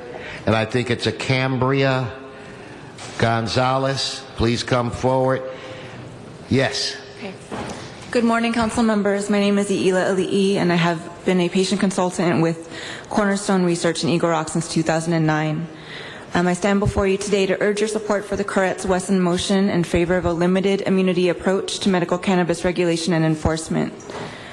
I enjoy my work at Cornerstone because I can focus on my interest in alternative medicine. Cornerstone is a research-oriented dispensary that works to advance the growing body of research supporting the effectiveness of medical cannabis for patients. At Cornerstone, we keep meticulous records of the effects and benefits of the medicine we dispense as part of our ongoing commitment to providing the safest and most effective patient care.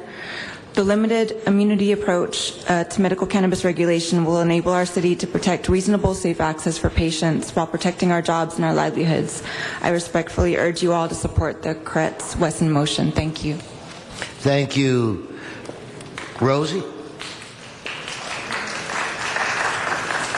No, I'm Cambria Gonzalez. Okay, well, you go right ahead, Cambria. Good morning, council members. My name is Cambria Gonzalez. I'm a UFCW Local 770 member that works at Eagle Rock Herbal Collective.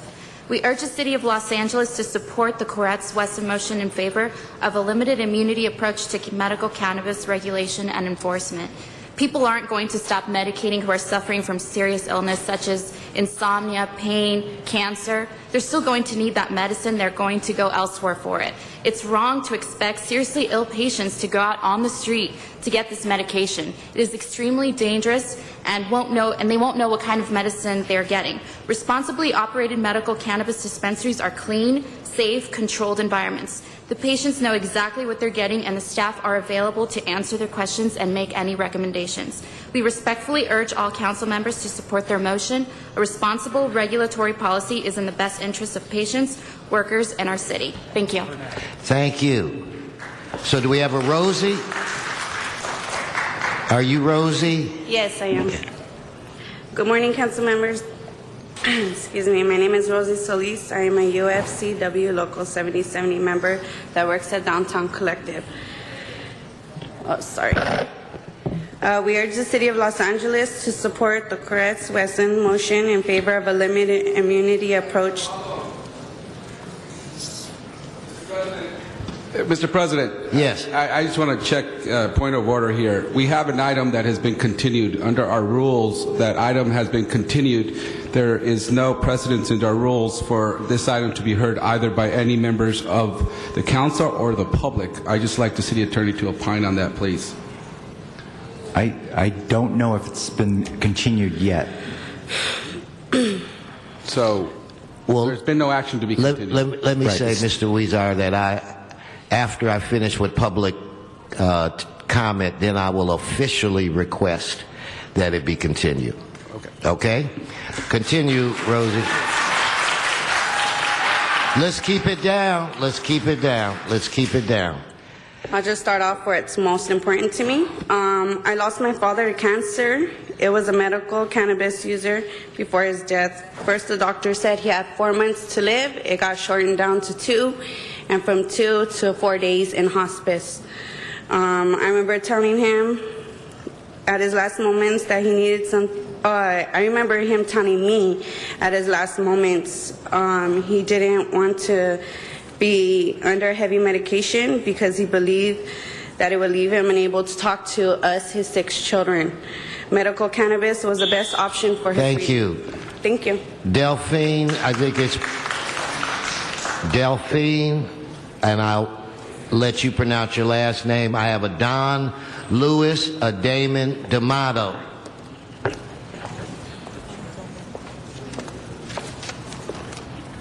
Go right ahead. Good morning, council members. My name is Delphine Pregnant, and I am a UFC Local 770 member and a pharmacist. I am here to urge the City of Los Angeles to support the Koretz and Wesson motion in favor of a limited immunity approach to medical cannabis regulation and enforcement. As a pharmacist, I see the value of medical cannabis as a healthcare option for some seriously ill patients. It is a natural alternative to some of the synthetic drugs prescribed for patients with similar symptoms to those with doctor's recommendation. As pharmacists, we dispense prescription for Marinol, a synthetic drug that was designed to duplicate the effect of cannabis. However, many patients... Thank you. Delphine Pregram, Don Lewis, Damon D'Amato, Christina Choi. Do we have a handheld mic?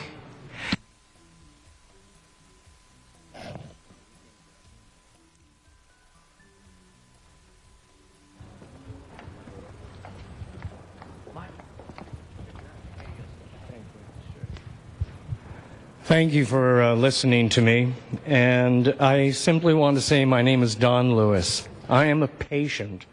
I have MS. I will be required, because I have MS, to live in pain for the rest of my life. There are many medicines that I take that they don't know how they work. I have a ability to use, I don't know what to call it, THC, cannabis. What can I call it that will convince you that it is a medicine and that it is used to help pain? It's used to help many things. For me, it's pain.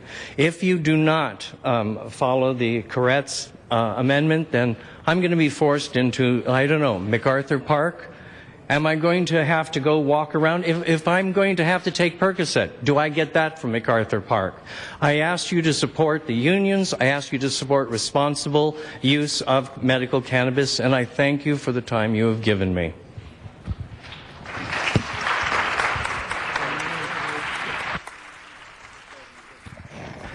Okay, sir, you are?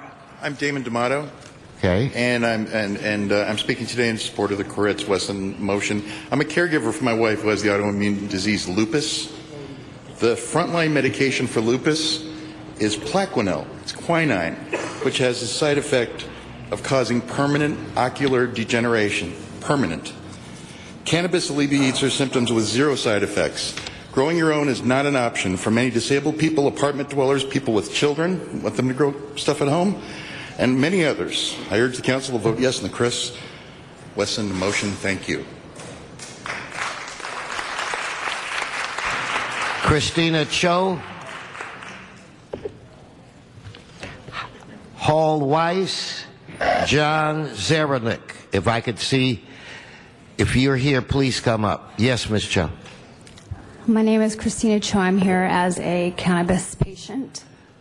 I have been suffering from chronic pain for the past 16 years due to medical malpractice surgery that was done on my spine. I have a 2-foot scar on my back. Over the past 16 years, I have taken many medications, tens of thousands of pills, if you count them: OxyContin, oxycodone, hydrocodone, morphine patch, you name it, I've been on them. I'm here in support of medical cannabis usage. I support rules and regulation enforcement of laws, but I urge you to please do whatever you can to keep this as a natural alternative for people who are suffering from pain. Thank you. Thank you. And you are? Hal Weiss. Oh, come on up. Good morning, council members. My name is Hal Weiss, and I'm speaking this morning on behalf of Clue LA. We urge the city to support the Koretz Wesson motion in favor of a limited immunity approach to medical cannabis regulation and enforcement. In March 2011, the people of the city of Los Angeles approved a tax measure on medical cannabis collectives designed to fund municipal services, police protection and crime suppression services, fire prevention suppression services, and parks and recreation. The gentle ban approach would undermine significant contributions towards vital public services and facilities, while our economy is still in a fragile, recovering state. The limited immunity approach described in the Koretz Wesson motion could preserve the revenue stream from compliant, law-abiding medical cannabis dispensary operators while enabling the city to proceed with enforcement actions against those operators that violate city council-imposed restrictions. Thank you. John, are you John? After John, we'll have Jonathan Klein. Jonathan Klein, if you're here, come to the center. And Sarah Armstrong. Sarah, are you here? Make your way down. Okay, John, floor is yours. My name is John Zorolnik. I'm research director at LANE, the LA Alliance for a New Economy. Here today to urge the council to support this motion. Unemployment rate in LA is 13.1%, about 70% higher than the national average. Over 1/5 of the county's labor force is unemployed or underemployed. Over 1/3 of the population lives in a household where at least one breadwinner is underemployed. And these figures are just averages. They don't address the disproportionate impact in certain communities. Given all this, we're concerned about any council action that would eliminate quality jobs. We're concerned that this so-called gentle ban, eliminating all medical marijuana dispensaries, would contribute to the widening the alarming gap between our region and the nation overall, and will lead to an overall weakening of the city's economic health. A smarter policy approach to the regulation and enforcement of medical cannabis in LA would address, protect, and stabilize the good jobs that responsible, law-abiding operators can provide. Thank you. Next. And you are? Good morning, council members. My name is Rabbi Jonathan Klein, and I'm urging you to follow your heart and follow the Koretz Wesson motion in favor of a limited immunity approach. The people of California enacted Proposition 215 with a desire for a compassionate law. Seriously ill Californians should have the right to obtain and use medical marijuana for the treatment of serious illness. There is nothing gentle about a so-called gentle ban. It would punish those most vulnerable. They will be in pain. That's what Californians wanted to prevent. Clue California supports a responsible policy with compassion for the most vulnerable, the sick, the suffering, with whom all religious traditions make their concern. I urge you to go to your heart. Clean up the city, I understand, but do not throw the infirm under the bus. Don't throw them away. Go with the law. Go with Herb Wesson and Koretz. Thank you. After Miss Armstrong, I think it's Yamalev Bolonas and Armanik Norajanian. I want to see you, Armanik. I want to see Miss Bolonas. There's one behind the other. Yes. Thank you for your leadership on this issue, Councilman Wesson. We really, really appreciate it over at GLADCA. We stand ready to work with the council to forge a limited immunity ordinance that will protect the city, make it a safe place for patients and citizens. I urge you today to do this. It won't cost you much money, it won't cost you much time, but it will give you an opportunity to cross your T's and dot your I's and take care of the sick and dying of Los Angeles rather than agreeing to a system that would punish them. I know that you have spent a lot of time and effort on this issue, but I would ask you to spend a little more. We are happy to come and talk to you. We are happy to have you come and visit our facilities. If those of you who have not done so would like to do so, please bring your staffs. In closing, thank you once again, and please, please support this motion. It will end the problems, not continue them. Thank you. Thank you. Respectable City Council members, dear fellow Angelinos, actually I approve this soft gentle ban against harmful narcotic marijuana that actually made Angelinos so much destitute, and many substance abusers lost their homes, you know. As I went to that Marijuana Anonymous meetings, you know, and I heard testimony of substance abusers, how much they suffered, how much was some medical marijuana dispensaries, actually they charge $800 per 1 pound of illegal dope, you know. And they rip-off was Angelinos, big time. And you have to shut down these illegal sales of harmful narcotic marijuana. And 56% of Californians rejected Proposition 19, rejected legalization of marijuana last year. And you should listen to the majority of voters. Well, actually, and also, City Ordinance 181-530 violates Federal Controlled Substances Act, adopted by U.S. Congress and signed by President in 1974, that explicitly prohibits marijuana as Schedule 1 harmful narcotic. Thank you.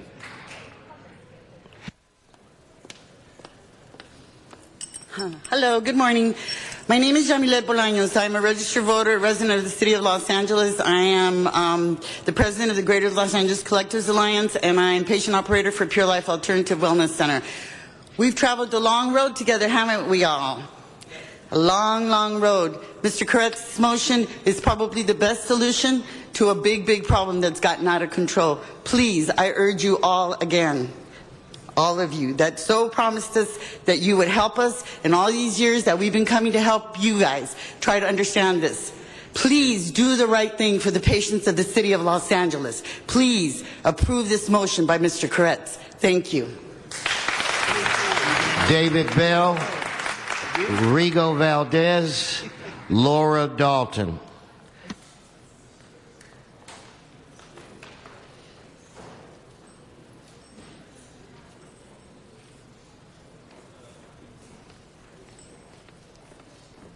Please, come on.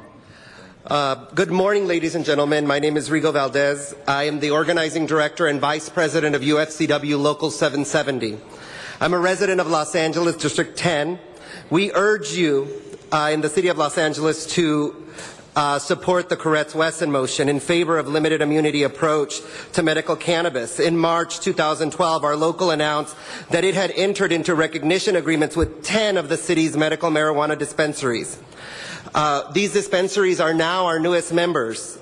They add to our more than 36,000 members. UFCW supports good jobs that are carried out in a safe professional work environment, safe access for patients, and for the tax revenue that is supplied by these, the city services that are supplied by these tax revenues. The limited immunity approach presented by Council members Koretz and Wesson leaves room to protect and stabilize good union jobs in the City of Los Angeles. Some operators... Thank you, sir. Thank you.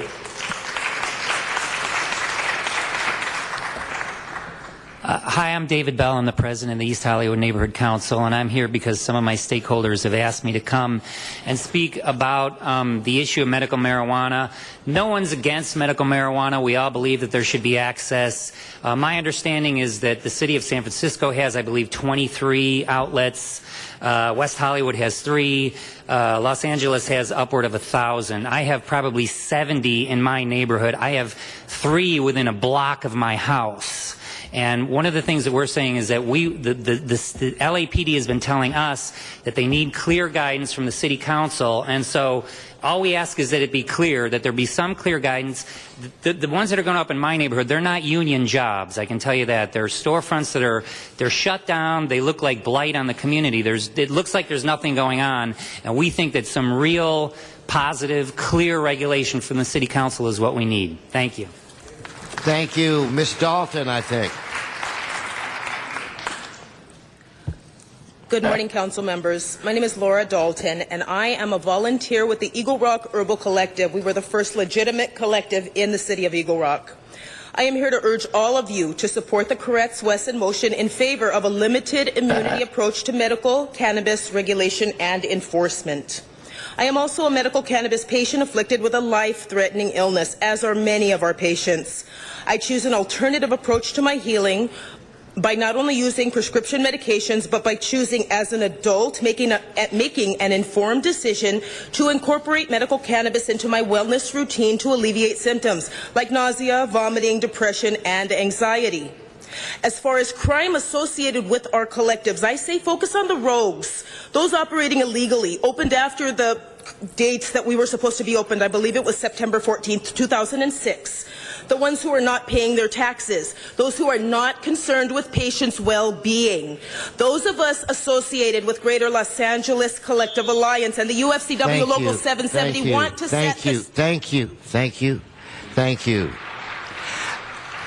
I don't have cards on. You guys called our names. We didn't get to speak. Okay, usually when I call a person's name, they come and they speak. And if they were out of the room or they didn't hear me, they forfeit your opportunity. But I will give you, both of you, a minute each. Identify yourself and proceed. Thank you.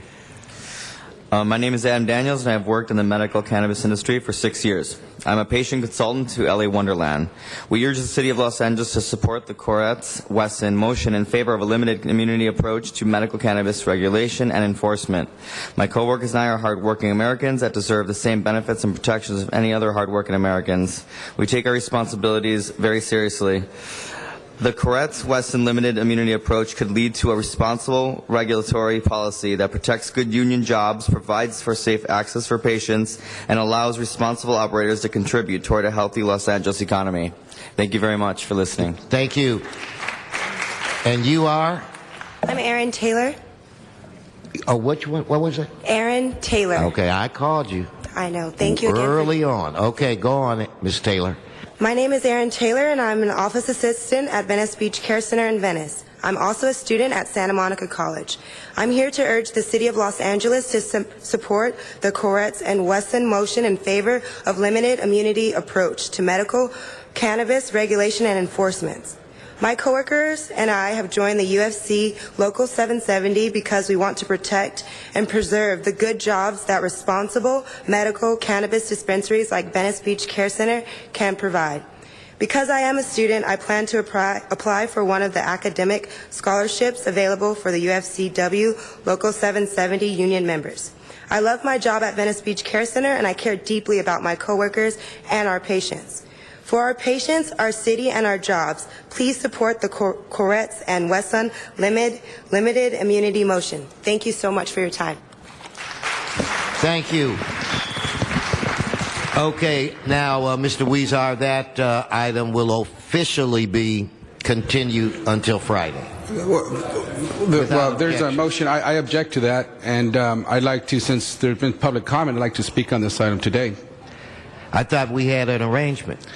No, well, that we were going to hear it on Friday. You can't give me till Friday, so I can try to bring this thing together. I'm not here Friday, Mr. President, and I am the maker of the other motion that has been patiently waiting to be heard, And Okay, I'm surprised that this motion comes up before my motion that's been sitting on the queue. So I This would is ask. what we'll do. We will recess council for 5 minutes and let us all convene.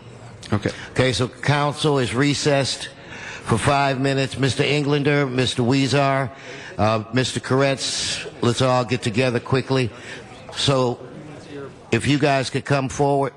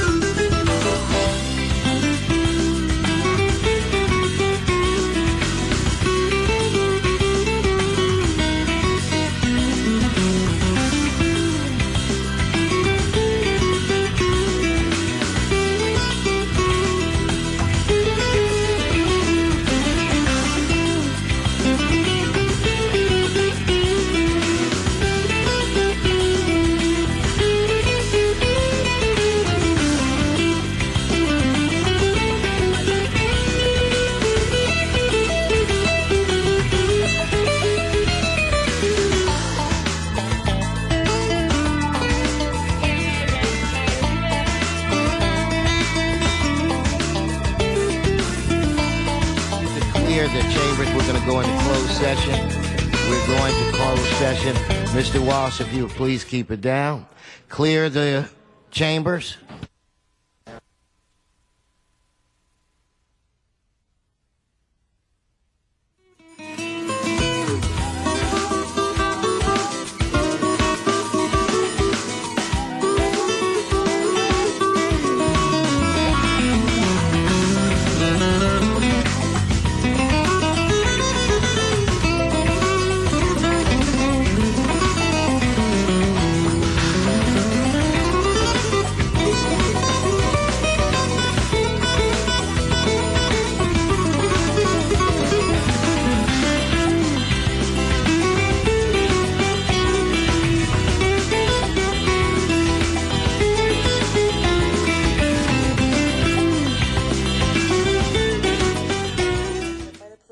ticketed for violation of curfew.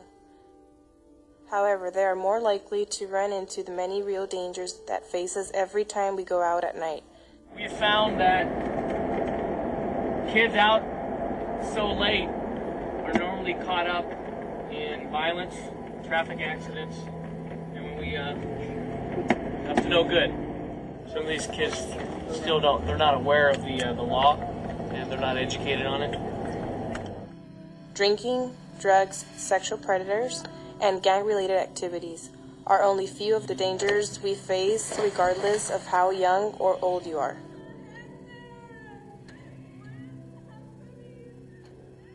If you are under the age of 18, this law applies to you. What happens if you are caught? You will be taken to the station where the ticket is written out to you, and your parent or guardian are called to pick you up.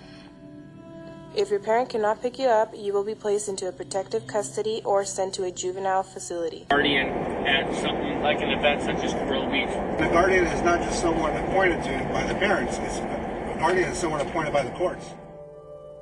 You can legally stay out late if you are participating in a religious, educational, or political activity, accompanied by a parent or guardian, going to or from their place of employment, responding to some type of emergency, returning home from school, cultural, or recreation activity. And that's our message, is not only enforcing the curfew violation, but also educating them that they need to stay home and stay safe. The curfew laws are not just here to protect us, they're here to protect the safety of everyone in our community.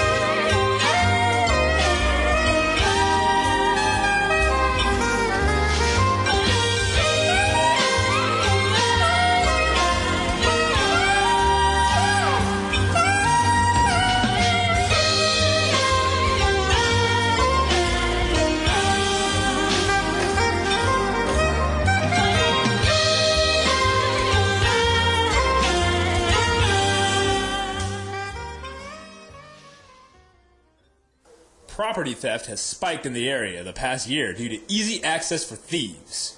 Almost 80% of car theft occurs because of unlocked doors.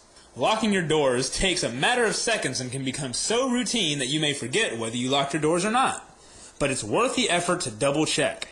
The more successful thieves are at taking items out of a car, the more chances they are going to come back to that area. Don't let our town be that area. One simple precaution is to hide or cover any valuable items when leaving your car unattended. Simple actions like these can prevent you from becoming a victim of property theft. The Los Angeles Police Department would like you to remember, lock it or lose it.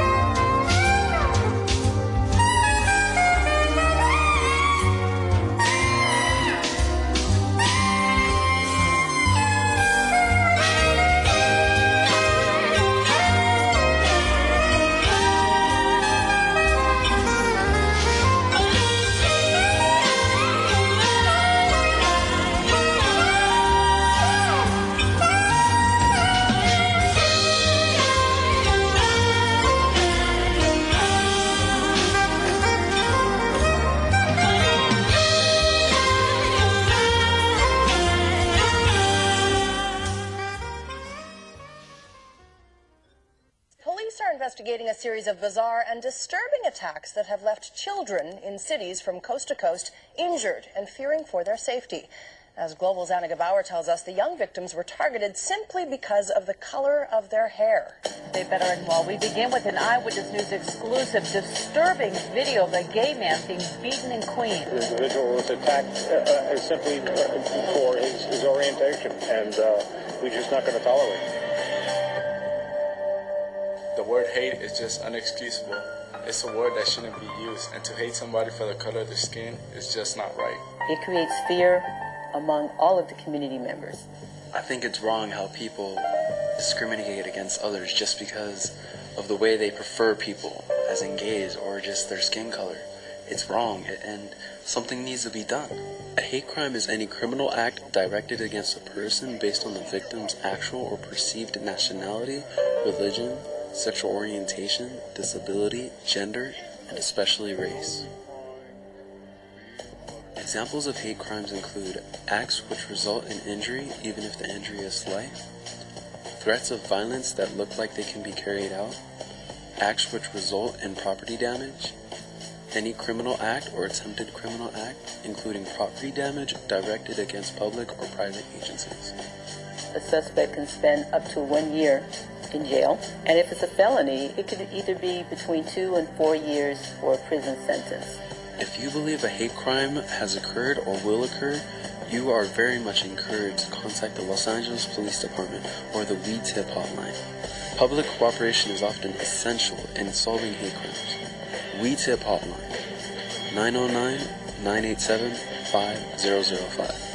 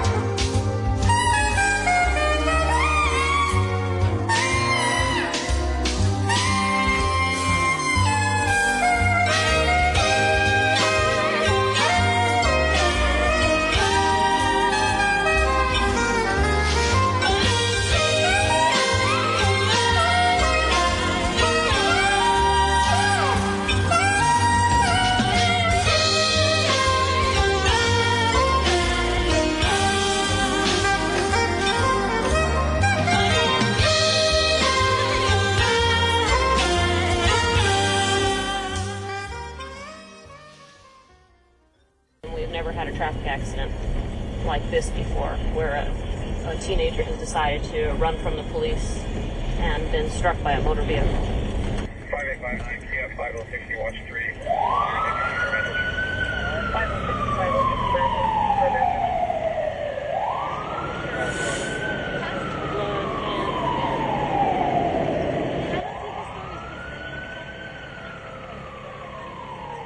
Curfew laws restrict the right of juveniles to be outdoors or in the public places after 10 p.m. until sunrise the next day.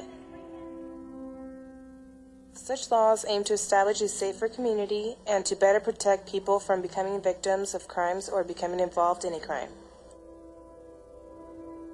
Most people don't agree with our curfew laws and would rather run the risk of being picked up by the police and ticketed for violation of curfew. However, they are more likely to run into the many real dangers that face us every time we go out at night. We have found that kids out so late are normally caught up in violence, traffic accidents, and when we up to no good. Some of these kids still they're not aware of the law, and they're not educated on it. Drinking, drugs, sexual predators, and gang-related activities are only few of the dangers we face regardless of how young or old you are.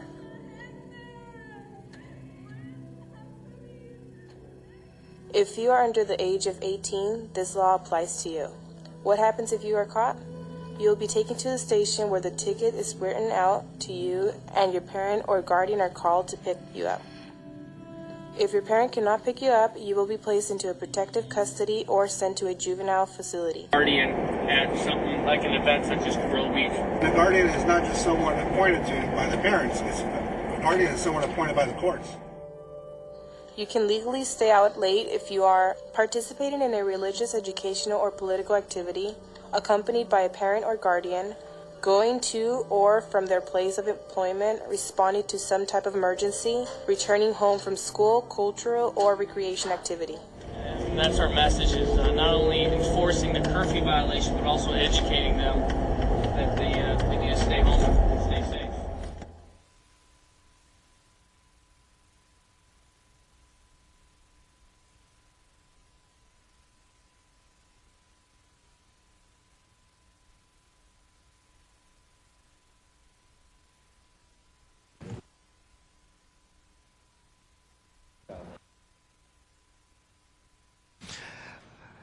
Okay, Mr.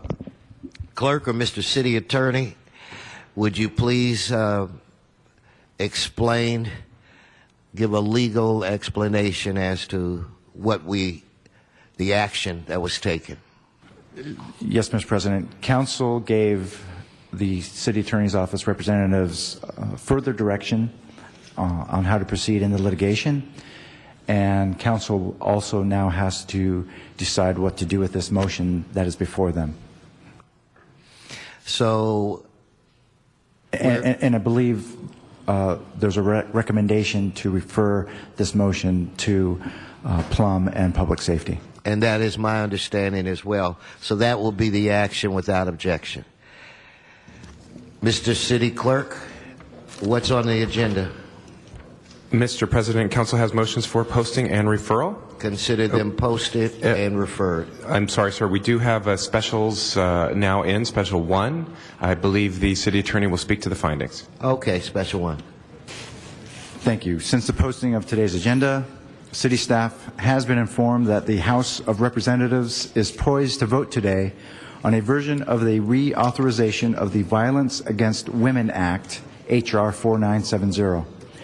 Immediate action is required for the full Council to adopt a resolution in support of the legislation, if amended, before the House votes on the legislation. Council must first make findings pursuant to Government Code Section 54954.2 before considering the substantive motion. Okay, Mr. Garcetti, we are in threat of losing. No, go ahead. We can take a vote on the findings. Okay, let's open the roll. Close the roll. Open the roll. Whoa.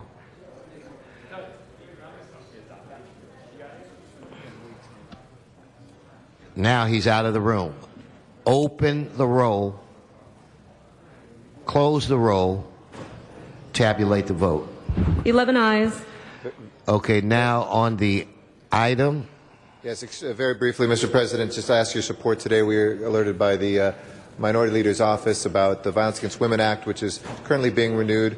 We would ask for your support and insert one more thing for the clerk, Mr. Alietti. One more thing is we'd also, in support of Senate Bill 1925, which was the version that had unanimous support from all the female senators who are Republicans, which does not have the changes, and I can go into it, but I know people are in a hurry. Violence Against Women Act, which has been very bipartisan, is under attack right now in the House. They're voting later today. Nancy Pelosi's office and we have been in contact.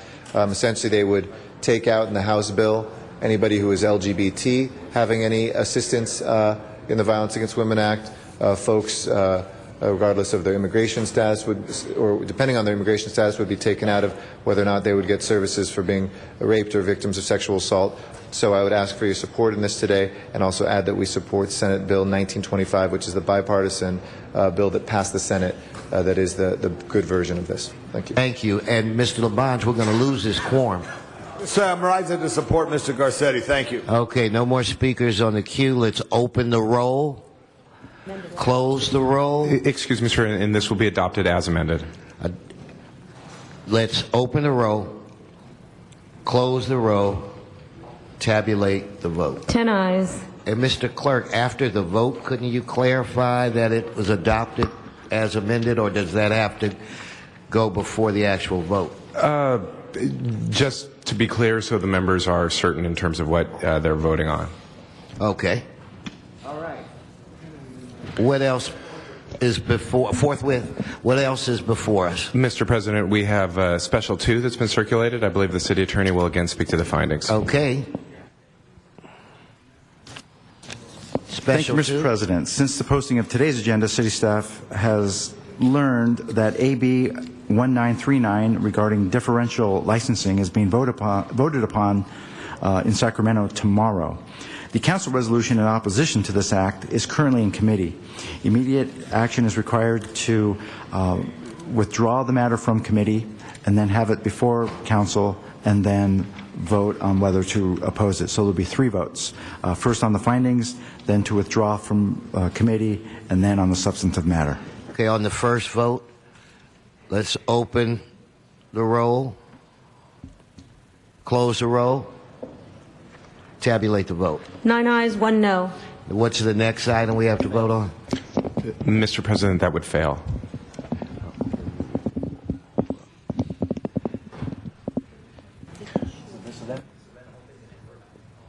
So everything then goes. Mr. President, for clarification, then that will now go to committee, or rather stays in committee. And that means there's no discussion on it? Or correct, sir. Mr. Koretz? Mr. President, can there be discussion on the initial vote? I didn't hear your question. Can there be discussion? Can we ask for reconsideration and discussion on the initial vote? Findings. I think Mr. Kress would like to speak further to the findings, if that's because my no vote was on the findings. Well, then the matter would have to be reconsidered, and only. And it's my understanding is that in order to do that, Mr. Krikorian, you'd have to. That's fine. Is Mr. Krikorian moving to reconsider? I'm happy. Okay. I'm happy to do so. Okay, so we will vote again. Let's open the roll,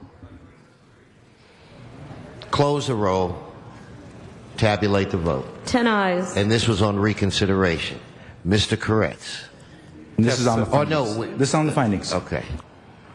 Yes, on the findings, we were just advised that this bill will be on the Assembly floor tomorrow, and this would be one of the worst, most problematic pieces of animal-related legislation that will cost the city money, as well as causing cruel practices to occur. And so I consider this urgent to hear Mr. Cardenas' legislation today. Otherwise, it may well pass, and this will have a financial and other impact. Mr. Krikorian. I don't, because given the substance of the matter, I feel uncomfortable derailing it. I just need to say it's an inappropriate use of Rule 23. Rule 23 should only be used in circumstances where there's a matter of urgency that we couldn't have anticipated when the agenda was posted. We know what the state legislative calendar is. We know that this is a bill this is a motion that's been held in committee. It could have been raised at any time prior to this. I think, given the importance of the matter and that it's set for a vote tomorrow, I appreciate that. But there really isn't a reason that this couldn't have been normally agendized. Mr. Kretz? I would note we just passed a special one that was in virtually the same circumstance. So, well, there's no one else on the queue, so we'll vote on it up or down. So let's open the roll, close the roll, tabulate the vote. 10 ayes. And now the Rule 54 to pull it out of committee. Open the roll, close the roll, tabulate the vote. 10 ayes. So now it's before us? Yes. Okay. Let's, did you want to speak again, Mr. Kretz? Only if council members want to know more about the harm that this does to rescue groups, spaying and neutering, cost the city, and all the other problems it would cause. No one else is on the queue, so on the actual item, let us open the roll, close the roll, tabulate the vote. 10 ayes. Is there anything else before this body, Mr. Clerk? No, sir, the desk is clear. Okay, announcements. If everybody could, announcements, if everybody could rise, please rise for adjourning motions. Go, Mr. Church in Oakwood in Venice is celebrating its 60th anniversary, and the whole community is coming out to Oakwood to the church to celebrate. And Reverend Pastor Davis is celebrating his 25th year there. So to my folks in Oakwood, have fun tonight. I'll be there at about 7 o'clock at the church. Thank you. Mr. Buscaino. Thank you, Mr. President. I encourage Angelinos across the city to come get a glimpse of the restored Angels Gate Lighthouse. Tomorrow kicks off at 2:30, sponsored in part by the Port of Los Angeles and the Cabrillo Beach Boosters. Will kick off at 2:30 down at berth 60. Departure on the U.S. taxi service, and we'll take tours, get you up close and personal to our newly restored Angels Gate Lighthouse. Okay, go till 4 o'clock, 2:30 to 4 o'clock tomorrow. Adjourning motions. Mr. Parks? I'd like to ask that we adjourn in memory of Kenny William Kirkwood, born March 1927, passed away May 2012. When Kenny was 14 years old, his family moved to Detroit, Michigan, where he continued his education, graduating from high school. He later enlisted in the U.S. Marine Corps. After his honorable discharge, he returned to Michigan and attended Wayne State University. Kenny married and was the father of 3 children, Kenny Jr., Sebastian, and Eric. In '61, Kenny moved to Los Angeles, where he worked on various jobs until he found employment with the County of Los Angeles. He was a dedicated employee and was promoted as a supervisor in their traffic division. In 1989, after working over 25 years, he retired.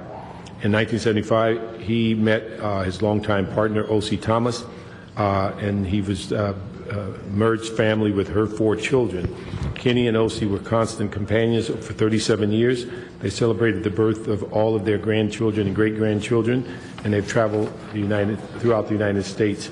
Kenny loved animals, comedy, good jokes, horses, and also his first love, playing poker. He was generous and a happy family person. Kenny was preceded in his death by all 3 of his sons, Kenny Jr., Sebastian, and Eric. and is survived by his devoted mate, O.C. Thomas, and her 4 children. Funeral services were held yesterday, May 15th, at the St. Rest Missionary Baptist Church in Los Angeles. Thank you, Mr. Parks. Mr. Garcetti. I want to note with Mr. Huizar the passing of Carlos Fuentes, one of the greatest writers in the world, Panamanian-born and Mexican citizen, a man who, with Llosa and Marquez really were a part of what was called El Boom in the 60s and 70s when Latin American writers became prominent not only in Latin America but around the world. And Carlos Fuentes, who was very active in politics, although he was very disdainful of politicians, was one of the great writers, one of the great literary giants of our time, and his passing is a great loss to us all. Mr. Huizar. Thank you, Mr. President. And certainly there was an explosion with his writings that encouraged others, and it gave Mexico an identity at a time when it was looking for one after the revolution. And he's someone who the Mexican people identify with in terms of having given them some self-awareness as a country as to who they are by being able to compete with others around the world that were considered great writers at the time. So I'd like to second that motion that Mr. Garcetti made. Mr. Kretz. Nobody died that I know, but I forgot to ask that special item 2 go forthwith. Without objection. Seeing no more adjourning motions, and this council is adjourned.